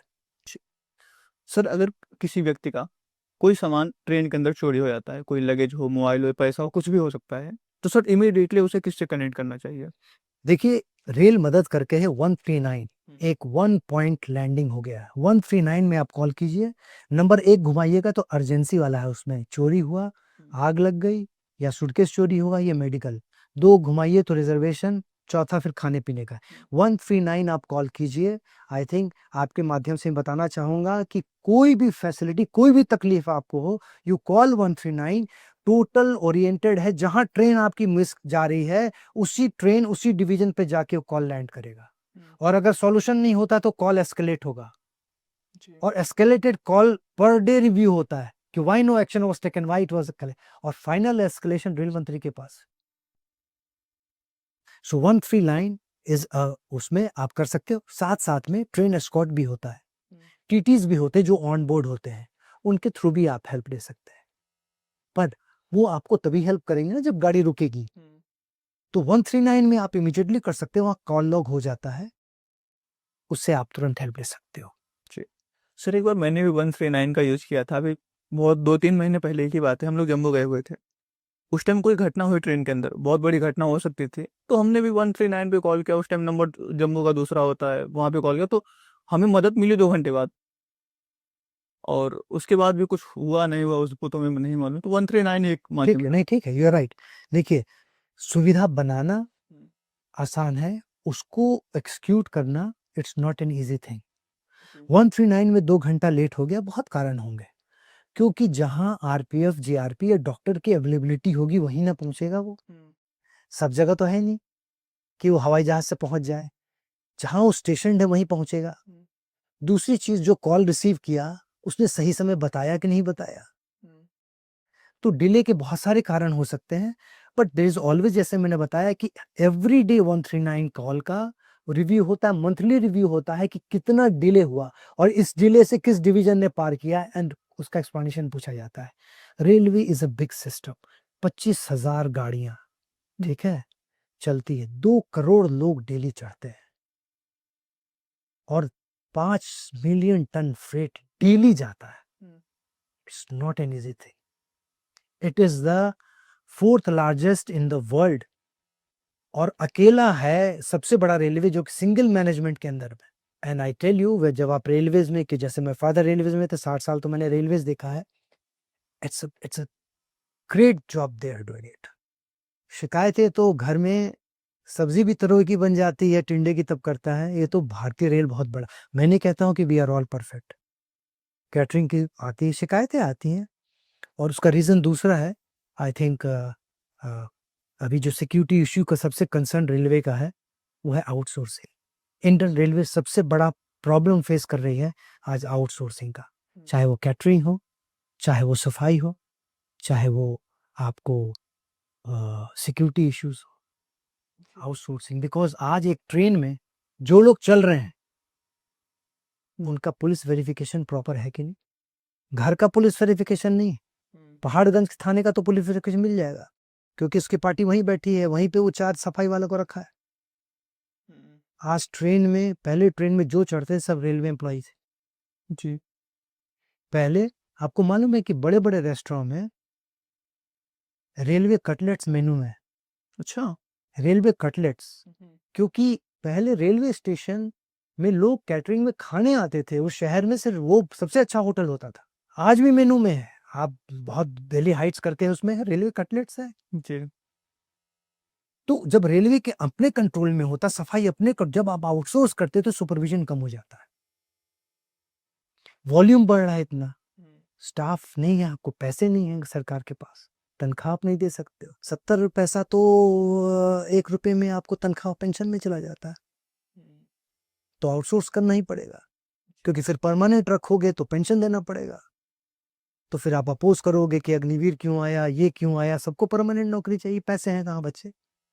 सो आउटसोर्सिंग अभी रेलवेज का सबसे ग्रेटेस्ट प्रॉब्लम है सर्विसेज को लेकर के, which railway has to take care. Sir एक और सिक्योरिटी इशू, मैंने अभी आपको जिस घटना के बारे में बताया, उस ट्रेन के अंदर कोई आरपीएफ ही नहीं था। मतलब कि जो घटना हो सकती थी, मतलब उस ट्रेन के अंदर कोई हम लोगों ने पूरा सर्च किया, वहाँ पे टीटी से भी मिले, कोई आरपीएफ नहीं, तो इसलिए 2 घंटे लेट हमें जो है वहाँ पे हुआ। सर एक क्वेश्चन सर हमारे मन में ये है, जैसे कि कई बार हम देखते हैं किसी स्टेशन पे कोई बच्चा गुम हो गया, तो इमीडिएटली हमें क्या करना चाहिए? अगर हमारा कोई बच्चा जो है इस स्टेशन पे गुम हो जाता है, तो हम तुरंत तत्काल प्रभाव से क्या कर सकते हैं? अब आप देखोगे कि हम लोगों ने, जैसे मैं था सीनियर डीसी दिल्ली, तो कर्ण साहब थे, प्रयास करके उनका एनजीओ है। जी। तो मैं अजमेरी गेट साइड में, वो एक घटना हुई थी, जो अजमेरी गेट साइड में मैं नया थाना बनवाया वहाँ पे, और वहाँ पे एनजीओ प्रयास का खुलवाया हमने। नई दिल्ली में बहुत बच्चे होते थे, जी। जिसमें कि एनजीओ के साथ मिल करके, चाइल्ड लाइन कर करके उसके साथ कर करके हम लोग, क्योंकि इंडियन रेलवे से सबसे ज़्यादा आपको बच्चे ट्रांसपोर्ट होते हैं या गुम होते हैं। हुँ। और बच्चे जब भी, अगर आपका 139 पे आप कॉल कीजिए, जहाँ तक आपने बताया कि आरपीएफ नहीं थी, 76,000 स्ट्रेंथ है, 25,000 गाड़ियाँ हैं। It's not possible to escort every train. जी। Train is being escorted as per the data, security issues, vulnerable area, और उसी मुताबिक आरपीएफ जीआरपी बांटती है। पहले डबल होता था, अब हम लोग इंश्योर किए हैं कि जो आरपीएफ करेगी वो जीआरपी नहीं करेगी, जीआरपी। आज जो आपको कठुआ से श्रीनगर जा रही है, आप देखिए उसमें कमांडोज लगाए, हम लोगों ने स्पेशल कमांडो यूनिट खड़ा किया आरपीएफ ने। जी। स्टेट गवर्नमेंट में हम रिलाई नहीं करते हैं। हुँ। तो आप देखोगे बहुत रील में आएगा कमांडोज, जो आपको कठुआ से श्रीनगर जो ट्रेन जा रही है उसमें। So it's not possible to escort every train. जी। सर ये क्वेश्चन ये है कि सर कौन-कौन सा सर कॉमन मिस्टेक होता है जो कि हर पैसेंजर करता है और वो पैसेंजर उसे अवॉइड कर सकता है जब वो ट्रेन में ट्रैवल कर रहा होता है? तो सर कॉमन मिस्टेक्स क्या हैं? देखिए, कॉमन मिस्टेक्स यही होता है कि अ, एक तो ज़हर-खुरानी को लेकर करके, हुँ। आप इतने क्लोज़ हो जाते हो, ख़ासकर लो तबका। देखिए, घर, मकान, स्टेट एक ऐसा है, आदमी बह जाता है। हुँ। कहाँ जा रहे हो वहाँ? कहाँ के रहने वाले हो? अरे हम भी वहीं के रहने वाले हैं। क्योंकि जो ज़हर-खुरानी करने वाले हैं ना, हुँ। उनको मालूम है पैसेंजर का प्रोफाइलिंग। वो प्रोफाइलिंग बड़ा-बड़ा आपको चैटजीपीटी भी नहीं करेगा, जो प्रोफाइलिंग वो करते हैं। हुँ। कि अगर गोरखनाथ एक्सप्रेस चल रही है रोहतक से, तो कहाँ का पैसेंजर चढ़ता है। हुँ। वो वैसे ही ज़हर-खुरानी वाले, वो वहाँ का लैंग्वेज जानेंगे, सब चीज़ करेंगे। फिर साथ-साथ आपको फल में सिरिंज डाल करके, क्रीम बिस्किट्स होते हैं, 4 क्रीम बिस्किट ऊपर ठीक रहेगा, 5वें वाले में इंजेक्ट किया हुआ रहेगा। हुँ। 4 आपके सामने खाएगा खुद वो, 5वां आपको देगा वो। तो एक तो ज़हर-खुरानी से रट कर किसी बाहर का लिया हुआ खाना नहीं खाए, अपना खाना खाए ज़रूर। पैसेंजर से ज़्यादा पहली न हो, वो ज़माना चला गया कि सफ़र में मिले थे, दोस्त मिल गए और शादी हो गई। जी। नो, सोसाइटी ओपन, जब मैरिज ही सस्टेन नहीं कर रहा है। आज भारत में तो मैरिज का परिभाषा खत्म हो गया। हुँ। इंसिडेंट आप जान रहे हो क्या हो रहा है। बिल्कुल सर। तो वो दोस्ती सफ़र की नहीं रही, वो सफ़र में धोखा ही होता है। ज़्यादा दोस्ती करोगे तो बर्थ आपका रिज़र्व्ड रहेगा, आप कोने में मिलोगे, वो सोया हुआ मिलेगा। जी। बिहाइंड द सीन क्या होता है? जब भी कोई वीआईपी ट्रेन मूवमेंट होता है, तो उसके पीछे की मतलब किस तरीके से आप लोगों का कार्य होता था? देखिए, वीआईपी मूवमेंट बहुत सीरियस इश्यू है एक। जैसे कभी-कभार होता है कि प्रेज़िडेंट मूव करेंगे ट्रेन से, हुँ। तो सबसे पहले जो एक स्पेशल ट्रेन बनती है या स्पेशल कोच जो लगता है, हुँ। उस कोच को हम लोग सैनिटाइज़ करते हैं। उस कोच के एक-एक रिपेयर, उसके जो गैप्स है, उसको मेटल डिटेक्टर से देखते हैं, हुँ। डॉग से स्निफिंग कराते हैं, और ये कराते हैं जस्ट ट्रेन शुरू होने के 1 दिन पहले। उसके बाद उसको पूरा कार्डन ऑफ करके रखते हैं, नो एंट्री, हुँ। सो दैट उस बीच में कुछ ना हो जाए। उसके बाद हम इश्यू लेते हैं ट्रेन का ऑपरेशन कहाँ से कहाँ तक जा रहा है। हुँ। तो जो आपको जुरिसडिक्शन ब्लॉक सेक्शन पड़ते हैं, वहाँ के लोकल एसपीज़ को इन्फॉर्म करते हैं। जी। ट्रैक में अपनी इंटेलिजेंस को हम पूरा मैग्नीफाई करते हैं। पेट्रोलमैन जो ट्रैकमैन हैं, उनको अलर्ट करते हैं, हुँ। और जितने अपने इन्फॉर्मर हैं, उनको अलर्ट करते हैं। हुँ। फिर जब ट्रेन ए पॉइंट से बी पॉइंट जाती है, तो उसमें एस्कॉर्ट लगाते हैं। हुँ। एस्कॉर्टिंग में भी हमें देखना है कि जब कोई इमरजेंसी पड़ जाएगा, तो एस्कॉर्ट को ऐसे डिवाइड करते हैं, ये नहीं कि आगे और पीछे हो, बीच में कुछ हो जाए नहीं तो। एस्कॉर्ट को डिवाइड करते हैं उस मुताबिक, और उस एस्कॉर्ट में कुछ आर्म्ड होते हैं, हुँ। कुछ सिविल्स में होते हैं, जो इमीडिएट अटेंड कर लें। फिर दूसरा इश्यू हमें सबसे बड़ा आता है, इम्पोर्टेंट स्पेशल ट्रेन, चमकती हुई ट्रेन, स्पेशल ट्रेन, जो अलग से सफ़ेद दिखती ट्रेन, हुँ। स्टोन थ्रोइंग, स्टोन पेल्टिंग का इश्यू होता है। क्योंकि जब हम अरेस्ट करते हैं लोगों को, तो बच्चों को बोलते क्यों? बोले अलग से दिख रहा था सफ़ेद सा, तो पत्थर मारने का मन किया। हुँ। Mischief, but it's a great issue, क्योंकि स्टोन जो थ्रो होता है, आप जो ट्रेन की स्पीड देते हो, अगर फिज़िक्स आप पढ़ते हो, हुँ। तो it's just like a bullet. तो पूरे जो ब्लॉक सेक्शन है, जो एरिया, पूरे लोकल एसपीज के साथ कोऑर्डिनेट करके, हर एक थाना के साथ कोऑर्डिनेट करके उसको सिक्योर कराते हैं, एस्कॉर्टिंग कराते हैं, इंजन के साथ अपने आदमी को बिठाते हैं, गार्ड के साथ आदमी बिठाते हैं और फिर वहां पे ले जाते हैं। फिर इनग्रेस स्टेशन पे, स्टेशन से जब आएंगे प्लेटफॉर्म से इनग्रेस, क्योंकि स्टेशन के आगे जो भी लोकल प्रोजेक्ट थी उनका कैसे कहाँ से चढ़ेंगे। बहुत बार वीआईपीज होते हैं, उनके साइज डिफरेंट होते हैं, तो उनको चढ़ाने के लिए सीढ़ियां लगानी पड़ती हैं, नजदीक लगाना पड़ता है। कुछ ऐसे वीआईपी मूवमेंट हमने देखे हैं कि स्टेशन पे नहीं चढ़ सकते वो, अच्छा। लेवल क्रॉसिंग पे उनका सैलून लगाना पड़ा। He was so overweight. एक गवर्नर साहब हुआ करते थे, तो वो गाड़ी से ही वहां पे चढ़ते थे। So is lot many issues which we face. So this is how we ensure movement of vehicle. Sir आप चीफ सिक्योरिटी कमिश्नर भी रहे हैं। Principal Chief Security Commissioner. Principal chief security commissioner. तो सर आपके अकॉर्डिंग जो आपके जो इतने जो आपने सर्विस कर रखे उसके आपको जो आपका ये एक्सपीरियंस है उसके अकॉर्डिंग सर सबसे बड़ा चैलेंज क्या है रेलवे के अंदर सिक्योरिटी का? आज के दिन रेलवे का सबसे बड़ा चैलेंज जो मैं बताया पहले, आउटसोर्सिंग है। रेलवेज में इंडियन रेलवे की गाड़ी अगर चलती है तो जो ट्रेन में लोग हैं वो पूरे वेरीफाइड हो, चाहे वो टिकट होल्डर हो, चाहे वो आउटसोर्स वाले हो। आज रेलवे में चोरियां कैसे हो रही? एसी फर्स्ट में क्रिमिनल बुक कराता है, वो आपके सामने बैठता है, आप केबिन बंद कर लेते हैं, मोबाइल लगाते हैं, केबिन बंद है, तो पैसेंजर 3 बजे आपका मोबाइल लेके उठ चला जाता है आईफोन। आप देखोगे कि सॉफ्ट क्राइम होगा, पहले सूटकेसेस उठाते थे, अब सूटकेस में कोई पैसा है ही नहीं। वो कभी कभार देखेंगे कि आपको कोई शादी में जा रहा है तो ज्वेलरी अगर होगी तो समझ गए, आजकल ज्वेलरी भी सब एक से डिजाइनर आर्टिफिशियल आ गई है। बिल्कुल। तो आप आजकल सूटकेस चोरी का कम देखोगे, अच्छा मोबाइल फोन्स का है, क्योंकि खुद इतना कॉस्टली 1.5 लाख 1,20,000 का हो गया है। तो इस टाइप की सॉफ्ट क्राइम हो गई, क्योंकि आपको मालूम नहीं है कि जो पैसेंजर है वो आधार कार्ड सही बता रहा है नहीं बता रहा है। IRCTC has to take care, software उनको स्ट्रॉन्ग करना है।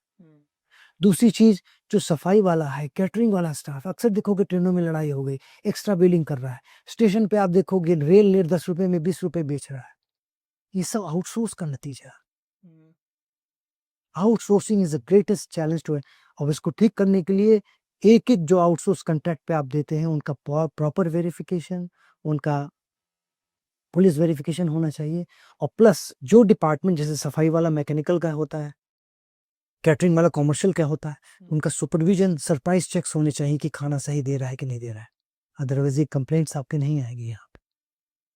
और दूसरी चीज, अगर मैं कंट्रैक्टर हूँ तो मेरे लिए भी टफ है।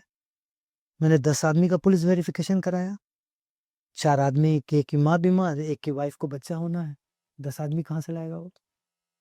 अगर आप सोचोगे कि वो 20 का पूल रखे टीसीएस की तरह कि बेंच पे रखे, कंट्रैक्ट बहुत कॉस्टली हो जाएगा। But as far as we are concerned, आप ट्रेन को लीज पे दे रहे हो, लीज एसएलआर दे रहे हो आगे पीछे, आपने कह दिया कि भाई तुमको लीज पे दे दिया, और वो डिपेंड जो लीज पे लिया है वो क्या सामान लोड कर रहा है कोई चेकिंग नहीं है जी। सदर से कहीं से पुरानी दिल्ली से सब सामान इकट्ठा करके वो लेता है, वो लोग पेमेंट करते जा रहा है। आउटसोर्सिंग लीज की, जैसे मैंने बताया मेरे साथ ही हुआ, जैसे आश्रम एक्सप्रेस से मुझे इन्फॉर्मेशन मिला, पुरानी दिल्ली में लीज में पूरा कैश और ज्वेलरी बड़ा भरा हुआ था, अहमदाबाद जा रहा था। आउटसोर्सिंग का है, पहले रेलवे बुक करती थी। रेलवे में सबसे बड़ा इश्यू अभी आउटसोर्सिंग का है, कौन कहाँ क्या है, किससे संबंधित है, it's very tough. That is the challenge before the railway. Sir एक टिकट को लेकर भी काफी लोगों के अंदर मिथ है, काफी लोग कोई मत तो हम मुझको भी लगता है कि टिकट की ब्लैक मेलिंग होती है, उसके अंदर भी करप्शन है, क्योंकि हम तत्काल टिकट करते हैं तो हमें मिलता ही नहीं है, साइड लो है, और बाकी को बहुत सारे लोगों को मिल जाता है टिकट। तो सर क्या टिकट के अंदर भी जो है कुछ करप्शन होता है या फिर ब्लैक मेलिंग हो रही है? देखिए, टिकटिंग जैसा मैंने बताया ना, रेलवे रिक्रूटमेंट का जैसे डिमांड सप्लाई, तो रेलवे टिकट का डिमांड सप्लाई का कंसेप्ट है। जहाँ डिमांड सप्लाई होगा वहाँ करप्शन आएगा, चाहे नीट का एग्जाम हो भाई, तभी तो सबसे पहले उसको पकड़ना चाहिए, उस माँ बाप को ना जो 50 लाख में डॉक्टर बनाना चाह रहा है। अगर वो 50 लाख न दे तो क्यों लोग बिल्कुल सर। तो वही चीज, अगर पैसा नहीं दे टिकट वाला कि नहीं जाना मुझे कल जाना है, पर लोगों को जाना है, डिमांड सप्लाई, ट्रेनें उतनी है नहीं। तो आईआरसीटीसी में जो बुकिंग होता है, आईआरसीटीसी से जो आप बुकिंग कराते हो, तो उसमें क्या होता है कि लोग सॉफ्टवेयर बना देते हैं। जैसे तत्काल में अगर खुलता है तो आप एक प्रोसेस स्टेज 1, स्टेज 2, स्टेज 3, तो लोग सॉफ्टवेयर ऐसा बना जाते हैं कि सीधे स्टेज 3 में आप जा सकते हो। प्री फिल्ड फॉर्म रहता है वो, एक से एक सॉफ्टवेयर बनाने के लोग बैठे हुए हैं और डेली कम से कम हर एक महीने में 4 सॉफ्टवेयर हम बंद कराते हैं। वो प्री फिल्ड फॉर्म होता है। फिर इनलीगल होता होगा। इलीगल है, इलीगल है और इलीगल है, हम अरेस्ट करते हैं। और आपको पता है कि ऐसे-ऐसे इलीगल दलाल हम लोगों ने पकड़े हैं जिसका पाकिस्तान कनेक्शन। अच्छा। आपको बिहार में पूर्णिया, किशनगंज जो एरिया है, वो जो बाहुल्य, दैट कनेक्शन है। आप समझ जाइए कि आपको मालूम नहीं कि कौन टिकट लेके कौन चढ़ रहा है। दूसरी चीज़, तत्काल की ये इश्यू बताया। तत्काल में तत्काल में क्या होता है कि आप करें जाए, एक तो आपका नेट फैसिलिटी होना चाहिए, पर आपकी जो सीट है, अब जैसे नया मैं देख रहा था कि तत्काल में क्या हो रहा है कि तत्काल में एक स्टेशन से ही एक स्टेशन का आप करा सकते हो। सपोज यही कि आप गोरखपुर से अब लखनऊ का कराना चाह रहे हो, पर बंबई से आप करा सकते हो। क्या कर रहे हैं कि वो टिकट निकाल ले रहे हैं, पर वो डिजिटल टिकट है। तो ऐसा प्रिंटर बना दिए हैं, वो क्यूआर कोड बना भेज दिया। उस क्यूआर कोड को आप दिखाइए, पेमेंट हो गया और उसी तरह प्रिंटर से आपका टिकट निकाल दे रहे हैं।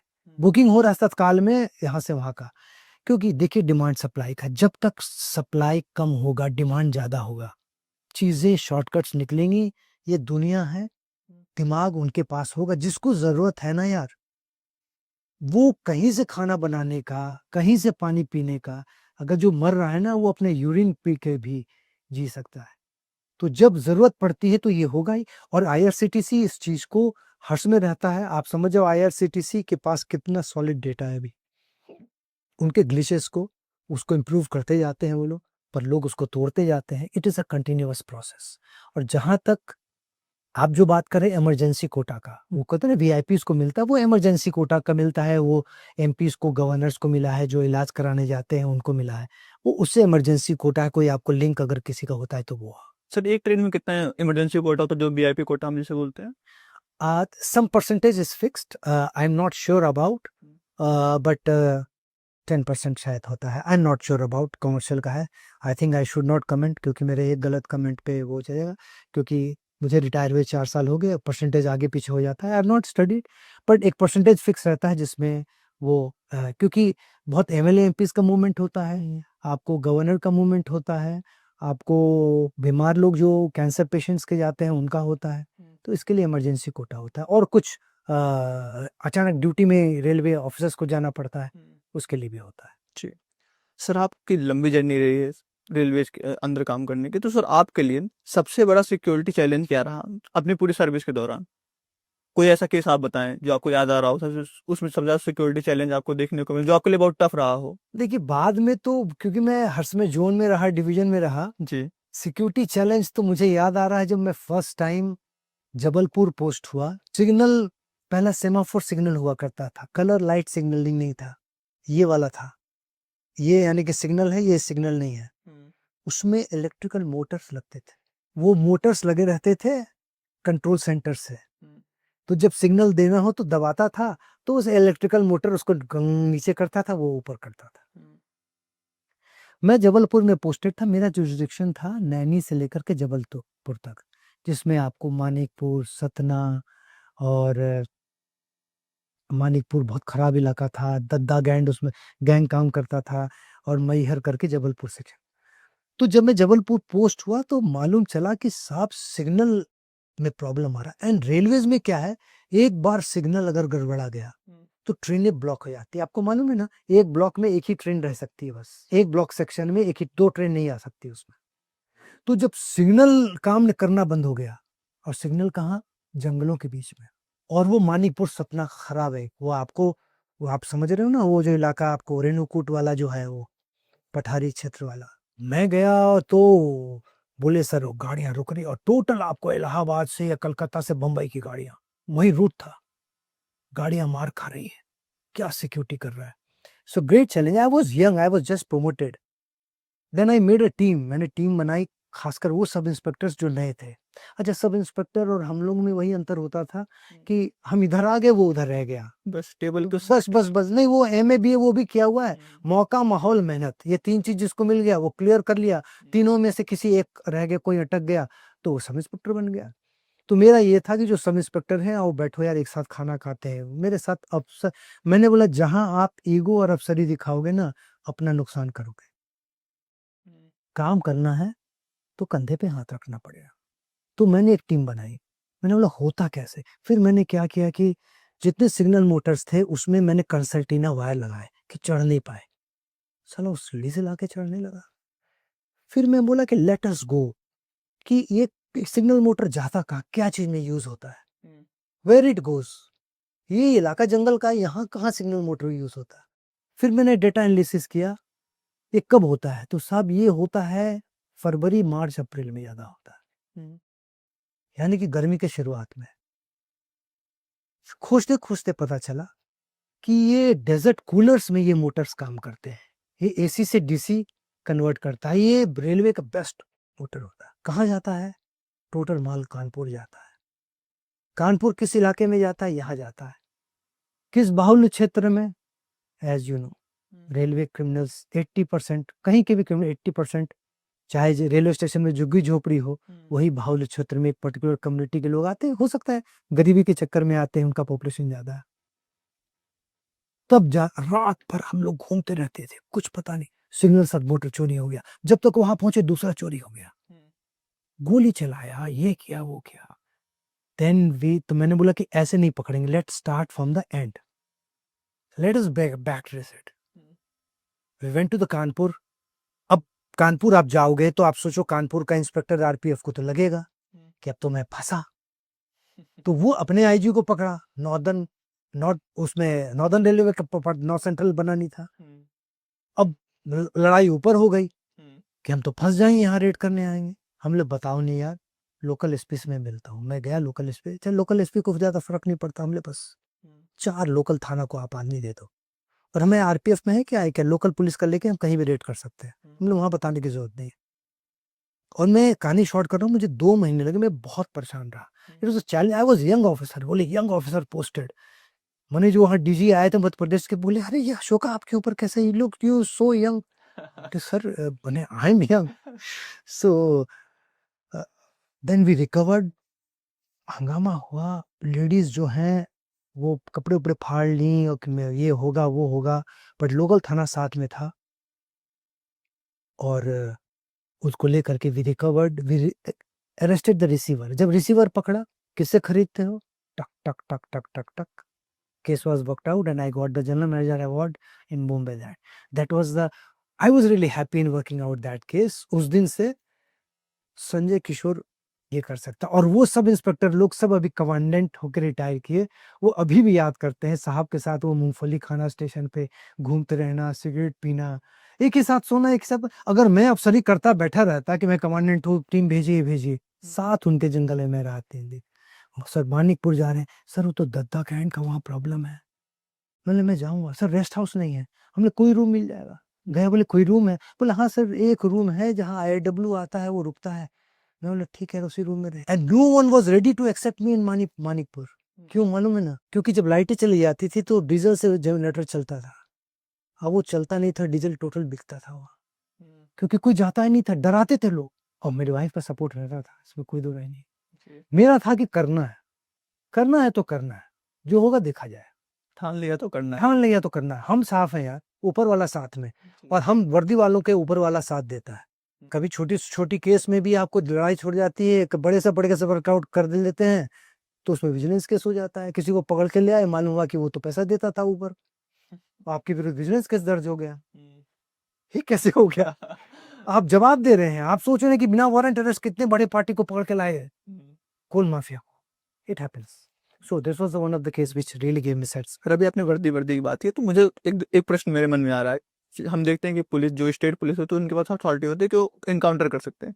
सर क्या आरपीएफ के पास भी ऐसा पावर होता है कि वो इनकाउंटर कर सकते हैं? देखिए ऐसा मैं बता दूं कि एनकाउंटर वर्ड का किसी को पावर नहीं है, सेल्फ डिफेंस का पावर है। वो पुलिस को, वो पावर पुलिस को नहीं है, वो पुलिस को इसलिए है क्योंकि वो भी एक नागरिक है जी। और उसके पास ऑथराइज्ड आर्म्स है, बस। That's it. Every individual has right to defend himself और द प्रॉपर्टी, शरीर या प्रॉपर्टी। कोई स्टेशन जला रहा हो, आपका घर जला रहा हो, या कोई रेप कर रहा हो, या आपको कोई मार रहा हो, या आपको अंदेशा है कि आपके जान को खतरा है, आप गोली चला सकते हैं। पर क्योंकि आम नागरिक के पास आर्म्स नहीं होता है, इसलिए वो बातें नहीं आती है। तो ये पावर आईपीसी का, अब तो बीएनएस हो गया, ये पुलिस को वही पावर है क्योंकि उसके पास आर्म्स है, इसलिए इसी के लिए जो भी एनकाउंटर होगा आप देखोगे सेल्फ डिफेंस की बात होती है। जी। ठीक है। And most of the time they say कि सेल्फ डिफेंस अगर करना भी है तो आप वाइटल पार्ट को नहीं मारोगे, that is not above the waist. So they you have to shoot on the leg. Leg में शूट करने से क्या, आप उसको इमोबाइल कर दे रहे हो अपने आप को बचाने में, ये नहीं कि पैर में मार देते हैं।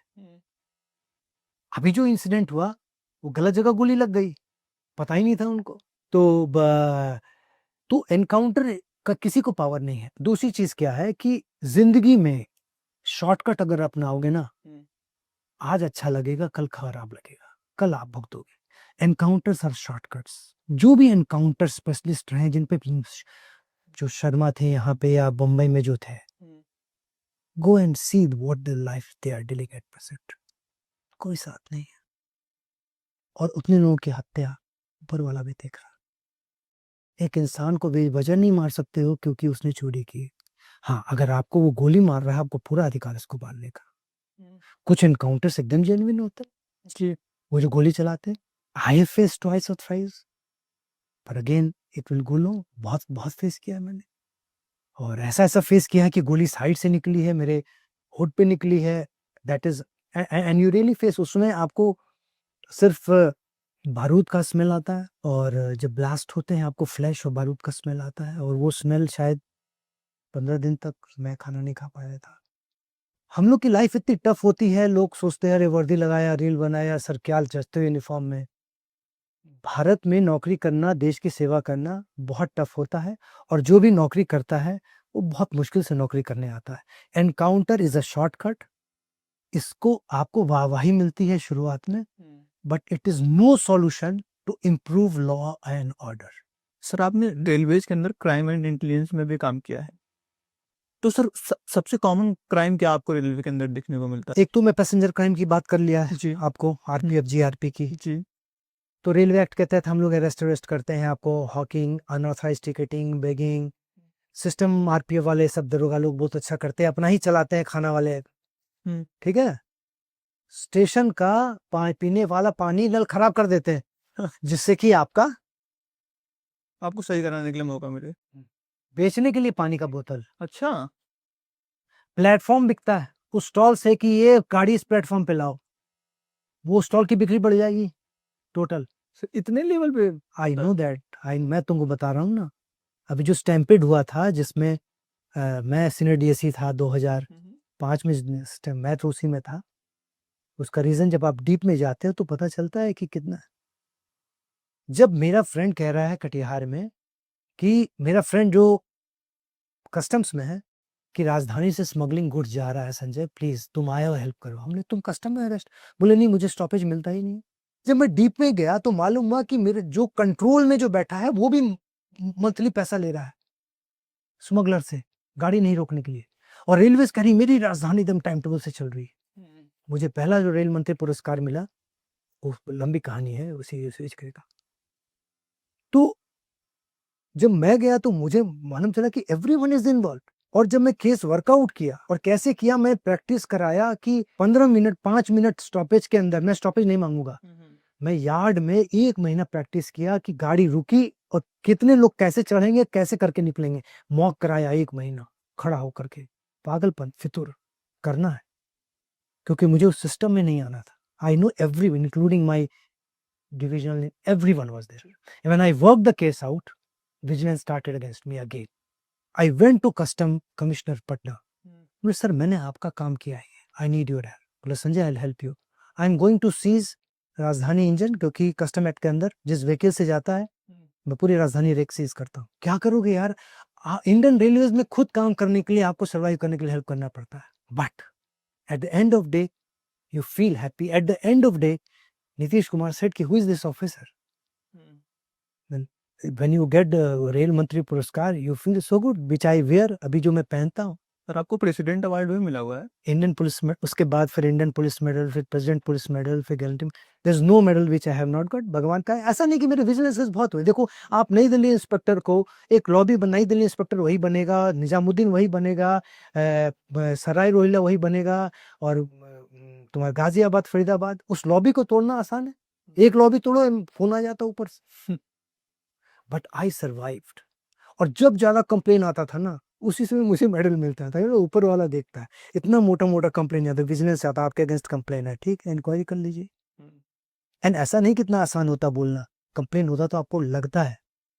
आप नौकरी में सांस बंद करके चलते हो। आप दिवाली में कंट्रोल को मैसेज देते हो कि कोई घर नहीं आएगा, क्योंकि दिवाली की मिठाई के डिब्बे के अंदर सोने के 4 सिक्के रहते हैं। It is very tough, but somehow we full survived. और आज भी ऐसे ऑफिसर्स हैं जो इसको आगे खींच रहे हैं। सो it is just like that. मैं आपके क्वेश्चन से थोड़ा सा आगे वो हो गया। नहीं सर, बहुत ही which answered few of your questions also. Sir जैसा कि अभी आपने जो करप्शन का एक लेवल बताया ना कि स्टेशन पे गाड़ी कौन से प्लेटफॉर्म पे आएगी, ये यहाँ पे भी करप्शन है। सर एक क्वेश्चन सर मेरे मन में आ रहा है, मुझे लगता है कि आपको इसका आंसर करना चाहिए क्योंकि आपने करप्शन को बहुत पास से देखा है, तो आप बहुत लंबे समय तक सर्विस में रहे हैं। सर करप्शन से सोसाइटी क्या सीख सकती है और करप्शन किस तरीके से सोसाइटी के माध्यम से खत्म हो सकता है? देखो, ऐसा है कि चाहे पुलिस हो, चाहे वो कस्टम में हो, चाहे कहीं भी हो, वो इसी सोसाइटी का देन है, वो इसी सोसाइटी से आ रहा। जी। ठीक है। करप्शन के 2 कारण होते हैं। करप्शन सबसे बेसिक चीज होता है कि संस्कार। सिविल सर्विसेज से वही 800 हर एक साल आ रहे हैं। उनका इंटरव्यू होता है, एक साइकोलॉजिस्ट भी बैठता है इंटरव्यू में, आपके जवाब को देखता है। मैं इंडिया को सर्व करूंगा, आई वांट टू सर्व। तो हमसे बोला जाता है ठीक है, तो एनजीओ ज्वाइन कर लीजिए। नहीं सर, मैं पॉलिसी मेकिंग में सर्व करना चाहता हूँ। जैसे मैं इंटरव्यू में गया सेकंड टाइम, आ गया, रेलवेज मिल गया, फिर आ गए घूमते हुए। अरे आईएएस बन के क्या करोगे यार, एक आदमी का पोस्ट ले रहे हो, जाके ज्वाइन करो। आई नो कि मुझे फायर कर रहा है वो, मुझे इतना नर्वस कर रहा है। हमने सर अगर ऐसा है तो stop this options, if there is option I want to improve myself, और रेलवे से बेहतर मैं अगर आईएएस बनता हूं तो बेटर। सो बेसिकली क्या है कि करप्शन में सबसे बेसिक चीज है घर का माहौल। सबसे इंपॉर्टेंट है संस्कार।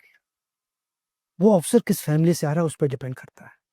फिर दूसरा आता है डिमांड एंड सप्लाई गैप्स का। जी। Discretionary power. जब डिस्क्रिशनरी पावर होंगे तभी तो आप पैसा कमाओगे ना। Award and punishment should be immediate. आप करप्शन में अगर पकड़ाते हो तो आप सुनोगे कि रिटायरमेंट के दिन आप अरेस्ट हो रहे हो। क्या कर रहे थे इतने दिन आप लोग? विजिलेंस कहती रहती है कि भाई इसमें करो, इसमें करो, इसमें करो।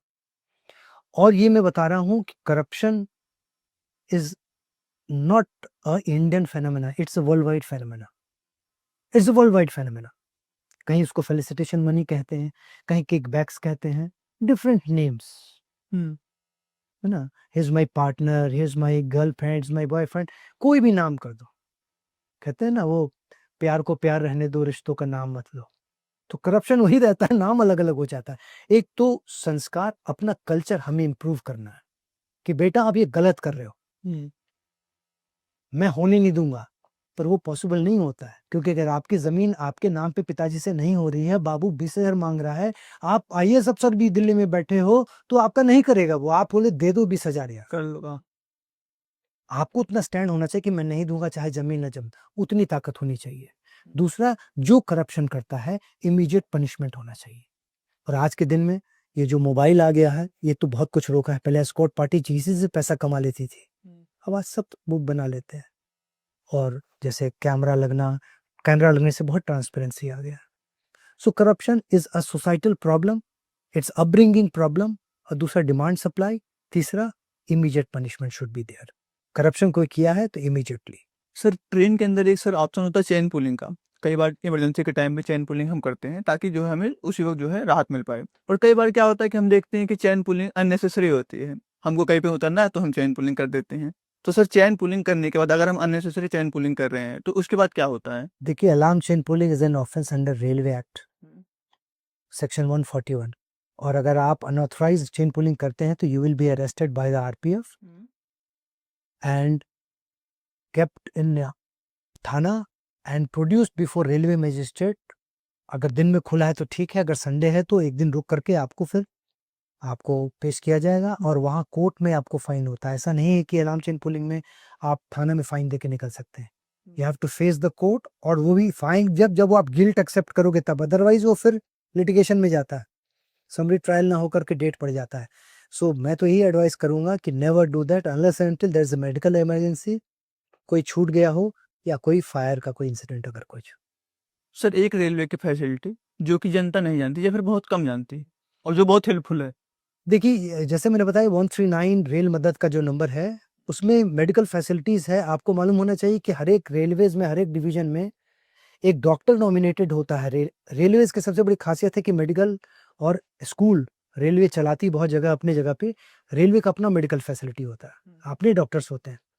तो हर एक डॉक्टर उस पर्टिकुलर डे के लिए नॉमिनेटेड होते हैं एक स्टेशन के लिए। ये लोगों को नहीं मालूम है। 139 पे अगर मेडिकल हेल्प मांगे आप, तो जहां गाड़ी रुकेगी, जहां डॉक्टर अवेलेबल होगा, वहां डॉक्टर आपको अटेंड करेगा and they will provide free medicine and they treat you. और अगले स्टेशन में भी बता देगा कि अगर उसके बाद कोई फैसिलिटी नहीं है, दवा नहीं, फिर अगर आपको इमरजेंसी चाहिए तो अगले स्टेशन पे रेलवे अपनी एम्बुलेंस लगाएगी और आपको नियरेस्ट हॉस्पिटल में ले जाएगी। ये लोगों को मालूम नहीं है। लोग टैबलेट खोजते हैं। आप 139 में कॉल कीजिए, टोटल आपको मेडिकल फैसिलिटीज मिल जाएगी। सर रेलवे का कोई एक ऐसा मिथ जो कि जनता बिलीव करती हो बट वो सही नहीं है या फिर उसे नहीं बिलीव करना चाहिए, वो मिथ ही है। मिथ तो बेसिकली क्या है कि ट्रेनें लेट पहुंचती हैं। जैसे मैंने बताया कि 25,000 ट्रेनें चलती हैं। ट्रेनें लेट इसलिए चलती हैं क्योंकि रेलवे ट्रेन लेट नहीं चलाती है। अब तो ट्रेनें कम लेट हो गई क्योंकि डेडिकेटेड फ्रेट कॉरिडोर हो गया, मालगाड़ी चली गई। देखिए रेलवे का 100 रुपये में 65 पैसा है, 1 रुपये में 65 पैसा उसको फ्रेट से आता है। तो जिससे उसकी तनख्वाह मिल रही है उसको तो पहले चलाएगा, पर अब डेडिकेटेड फ्रेट हो जाने के बाद वो गाड़ियां अलग चलती हैं। लोगों को लगता है ना कि बाथरूम गंदा है। आपको मालूम है कि 50 साल तक ट्रेनों में बाथरूम नहीं था। 1853 में ट्रेनें चलना शुरू हुई, पहले 1854 में। 1902 में जाकर करके एक मिस्टर सेन थे, साहिबगंज स्टेशन पे उनको प्रेशर आया और गाड़ी खुल गई, क्योंकि वहां था कि जब स्टेशन आएगा तभी आप बाथरूम जा सकते हैं। तो उन्होंने लेटर लिखा था, वो लेटर वायरल भी बहुत है, अंग्रेजी में लिखा था कि मेरा प्रेशर आया वो। उसके बाद रेलवे ने डिसाइड किया कि कोचेज में बाथरूम भी बनने चाहिए। 50 साल तक Indian railways without bathroom run की थी और उसके बाद रेलवे में बाथरूम बने। और आज आपको बताना चाहिए, लोग कहते हैं कि कितना साफ है बाथरूम वेस्टर्न कंट्रीज में और इंडिया में कितना गंदा है। डिब्रूगढ़ से अगर कन्याकुमारी ट्रेन जा रही है, 3 दिन में ह्यूमन नेचर है वो तो जाएगा ही, पर यूरोप में फ्रांस से लंदन के बीच में उसको टाइम ही नहीं है।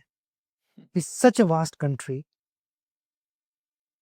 You need bathroom, you need proper cleanness. इसी के लिए रेलवेज ने अभी फ्लशिंग सिस्टम देखिएगा, बैक्टीरियल सिस्टम कहते हैं। बैक्टीरिया पहले ट्रैक पे गिरता था सारा, ट्रैक मैन को कितनी परेशानी होती थी। अब आपका फ्लशिंग से जो एरोप्लेन में होता है वैसा ही कर दिया। तो ये रेलवे का बड़ा लोग समझते हैं कि आसान चीज है, पर 50 साल तक रेलवे में कोई बाथरूम नहीं हुआ। मेट्रो में आज भी नहीं है, लोकल सबर्बन ट्रेन में नहीं होते, क्योंकि बाथरूम को मेंटेन करना आसान नहीं होता है और फिर उसको सफाई करना। जी सर, हम देखते हैं कि आरपीएफ कई मतलब कई बार बहुत सारे इलीगल गुड्स को सीज करती है। तो सर आपने भी कई सारे सीजिंग किए होंगे, तो सबसे कॉमन आप किन सामानों का सीज करते हैं और उन सामानों का होता क्या है? देखिए इंडियन रेलवेज ऐसा है कि सबसे बड़ा ट्रांसपोर्ट है भारत का, तो इलीगल चीज भी सबसे ज्यादा इधर से मूव करती हैं।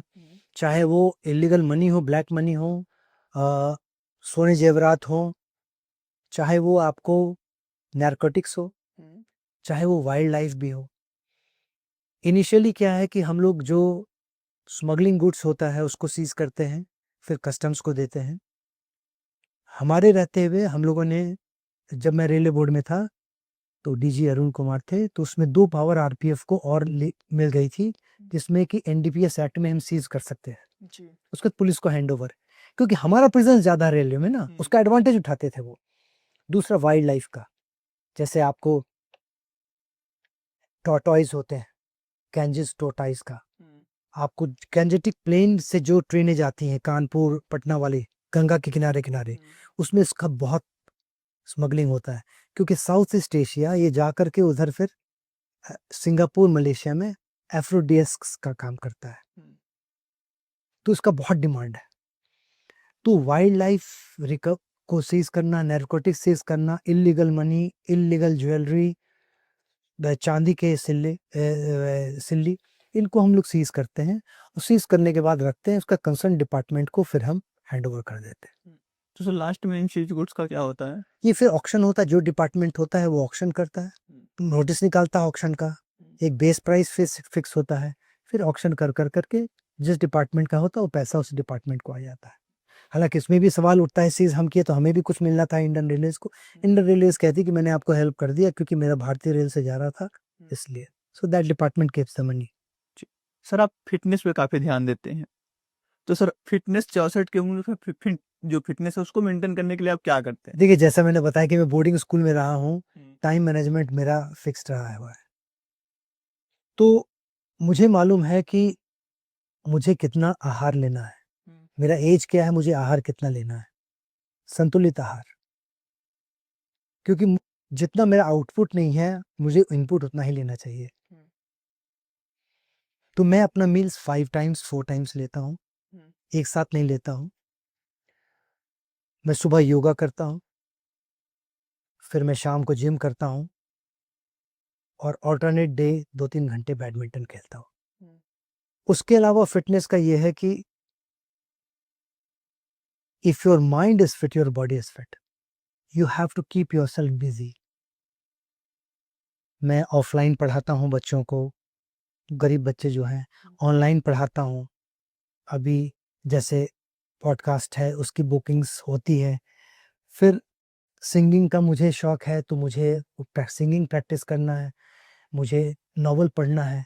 तो जब आप एक्टिव रहते हो, मेंटल एक्टिव रहते हो, तो फिजिकली आप उतना ही रहते हो। और कुछ तो डीएनए की बात होती है। हाँ, लोग कहते हैं सर स्किन केयर कैसे करते हो आप? जब भी कोई परेशानी आए ना तो सोचो ये टेम्परेरी है, और ज़्यादा परेशानी आए तो एक अच्छा सा गाना गा लो और खुश रखो। खुश रहो, स्किन अपने आप चमकेगा, बट टाइम मैनेजमेंट अपने हाथ में रखो। मेरा ये है कि अगर 6 बजे मुझे जाना है जिम, तो कोई गेस्ट भी आ जाए, उसको मालूम है अगर वो 6 बजे के बाद आए तो मेरे को हाफ पैंट और स्नीकर में मिलेगा। मेरी पत्नी कहती कितनी बेइज्जती कराते हैं आप, बताइए गेस्ट आया है, हमले ये गेस्ट के प्रति मेरा प्यार उतना ही है, पर मेरे फिटनेस से इसको भी बाद में फायदा होगा, तो मेरा अपना टाइम टेबल है। समटाइम्स आपको सोसाइटी में स्वार्थी लोग कहेंगे, अजीब कहेंगे, पर आपको अपने लिए, क्योंकि देखो ये शरीर माता पिता का एक आप माता पिता के माध्यम से भगवान का प्रसाद है आपको, जिस तरह प्रसाद आप ग्रहण करते रखते हो ना, उसी तरह शरीर को रखना पड़ेगा। सोल तो अपनी जगह पे है, पर इस खाके को तो आपको मेंटेन करना होगा। आप चंडामृत कितने प्यार से लेते हो, कितनी इज्जत से करते हो, क्या शरीर की उतनी इज्जत करते हो? करना चाहिए आपको, क्योंकि अगर आपका शरीर स्वस्थ है ना तो आप समाज के लिए कुछ कर सकते हो। तभी तो 64 साल में आप कुछ कोशिश कर रहे हो करने के लिए, और कितना भी पैसा कमा लो आप, अगर आपका शरीर ठीक नहीं है ना, सब नाते रिश्ते की सही डेफिनेशन मालूम हो जाएगी आपको, चाहे वो पत्नी हो चाहे बच्चे हो। तो सर फिटनेस पे सर अभी आपने एक वाक्य बोला कि खुश रहने के लिए आप क्या करते हैं, सिंगिंग कर लेते हैं, और सिंगिंग और राइटिंग आपके जो है बचपन का शौक भी रहा है, तो अभी आप उस शौक को सर किस तरीके से देखते हैं, क्या उस शौक पे भी आप काम कर रहे हैं? देखिए, सिंगिंग मुझे आलाप प्रैक्टिस करना है, तो मुझे टाइम नहीं है उसके लिए। बहुत अनयूजुअल लगेगा, क्योंकि जब मैं शावर में रहता हूँ जी। तो वो मैं टाइम यूज़ करता हूँ आलाप का। मेरे अगल-बगल सोसाइटी में समझते हैं आलाप का क्योंकि जब तक आलाप प्रैक्टिस नहीं करूँ, स्टार मेकर ऐप है उसमें मैं गाता हूँ, मेरे उसमें 8-9 हज़ार फॉलोअर्स हैं, मुझे गाना अपलोड करना है। क्योंकि आज मैं इतने टेंशन में, और एक ब्यूरोक्रेसी के 34 साल नौकरी, क्योंकि मैं 34 साल में 27 साल फील्ड में रहा, संगीत मुझे बहुत हेल्प किया है। जब मैं टेंशन में रहता हूँ था, तो मैं फ़ोन बंद कर के अपने अकेले रूम में चला जाता था, and I used to sing, it really unwinds me. और मुझे सिंगिंग ऐसा लगता है कि मैं अच्छा गाना सुनता हूँ तो बस मेरे आँख में आँसू आ जाएँगे, मेरे गूज़बम्प आ जाएँगे, it hits me like here, और मैं डूब जाता हूँ। होता ना, एक नशा नहीं होता है आपको, वो जो लोग अफ़ीम का जो नशा होता है, वही नशा मुझे आ जाता है। कल ही की बात है, एक अच्छा गाना आ रहा था, इंडियन आइडल में देख रहा था, मेरी पत्नी गुनगुनाने लगी, मैंने बोला खूब नाराज़ हो गई। मैं बोला जब मैं गाना सुनता हूँ तो सुनता हूँ, तो वो बोलने लगी मैं इतनी बेसुरी हूँ। हमने ये मैंने नहीं कहा। तो music is one of the thing जो कि मुझे हेल्दी रखता है, मुझे अलाइव रखता है। और संगीत का जो प्रेमी होता है किस्मत वाला होता है। सर लास्ट में मैं चाहूँगा कि आप जो लोग आपको सुन रहे हैं अभी, उन्हें कुछ 2 लाइन का मैसेज दें, उसके बाद हम अपनी वार्तालाप को समाप्त करेंगे। देखिए आजकल के जनरेशन को यही मैसेज मैं दूंगा कि समय का दुरुपयोग मत करो, समय का सदुपयोग करो। अपने पेरेंट्स की जरूर इज्जत करो, क्योंकि दुनिया की सबसे बड़ी ताकत आपके पेरेंट्स है। आपने हमारे लिए क्या किया कहना बहुत आसान होता है। आपको होश ही नहीं था ना जब माँ रात भर जग के आपको दूध पिलाती थी, आपकी नैपी चेंज करती थी। जब पिता घर में खाली हाथ लौट रहा था, कैसे दुकान खुलवा के आपके लिए टॉफी खरीद कर लाता था, ये आपने तो नहीं देखा। क्या माता पिता आपके लिए सेक्रीफाइस करते हैं ये आपको नहीं मालूम। और चारों धाम दर्शन की जरूरत नहीं है, आपको जल चढ़ाने हरिद्वार जाने की जरूरत नहीं है। आपको डीजे गा करके आप सुबह जल चढ़ाओ, पिताजी को सुबह पानी खुद ग्लास में दो। समय का सदुपयोग करो, माता पिता की इज्जत करो और संयम रखो। Patience is a great thing. Patience अगर आपके पास है तो आप अच्छा सुनने वाले बन सकते हो। अगर आप अच्छा सुनोगे ना तो नॉलेज अपने आप बढ़ेगा। ज्यादा बोलोगे बेवकूफ रहोगे। समय का तो अपना महत्व होता ही है। इसी पे मुझे तुलसी जी की एक तुलसीदास जी का एक लाइनर आ गया। वो बोलते हैं कि तुलसी नर का क्या बड़ा, समय बड़ा बलवान, और भीलन ले गए गोपिया वही अर्जुन वही बान। तो आपका समय आपके साथ है तो आप अच्छा कर सकते हैं, मतलब आप समय पे ध्यान भी दें। बाकी सर आपसे बातचीत करके हमें बहुत अच्छा लगा। मैं उम्मीद करता हूँ कि जिन्होंने आपको सुना होगा, आज उन्हें रेलवे से जुड़े बहुत सारे फैक्ट्स पता चले होंगे, सिविल सर्वेंट की लाइफ से रिलेटेड बहुत सारे फैक्ट्स पता चले होंगे, और एब्सोल्युटली जो एस्पिरेंट आपको सुन रहे होंगे उन्हें तैयारी से रिलेटेड बहुत कुछ नया सीखने को मिला होगा। बाकी मैं उम्मीद करता हूँ कि जिन्होंने सुना होगा उन्हें अच्छा लगा। अगर कुछ डाउट आपके मन में है तो आप कमेंट बॉक्स में अंदर पूछ भी सकते हैं। बाकी सर के साथ आप बिल्कुल जुड़े। सर के साथ जुड़ने का जो भी माध्यम है वो मैं नीचे डिस्क्रिप्शन बॉक्स में दे दूंगा, आप वहां से जाके सर के साथ जुड़ सकते हैं, क्योंकि सर लगातार एस्पिरेंट को गाइड कर रहे हैं, कुछ एक पॉजिटिव चीजें जो है सोसाइटी को बताने का प्रयास करते हैं। तो आप सर के साथ जुड़कर काफी कुछ सीख सकते हैं। बाकी सर आपका बहुत बहुत दोबारा से धन्यवाद करना चाहूँ कि आपने अपना बहुमूल्य समय हमें दिया। तो ठीक है दोस्तों, बाकी मिलते हैं नेक्स्ट वीडियो में, तब तक के लिए धन्यवाद।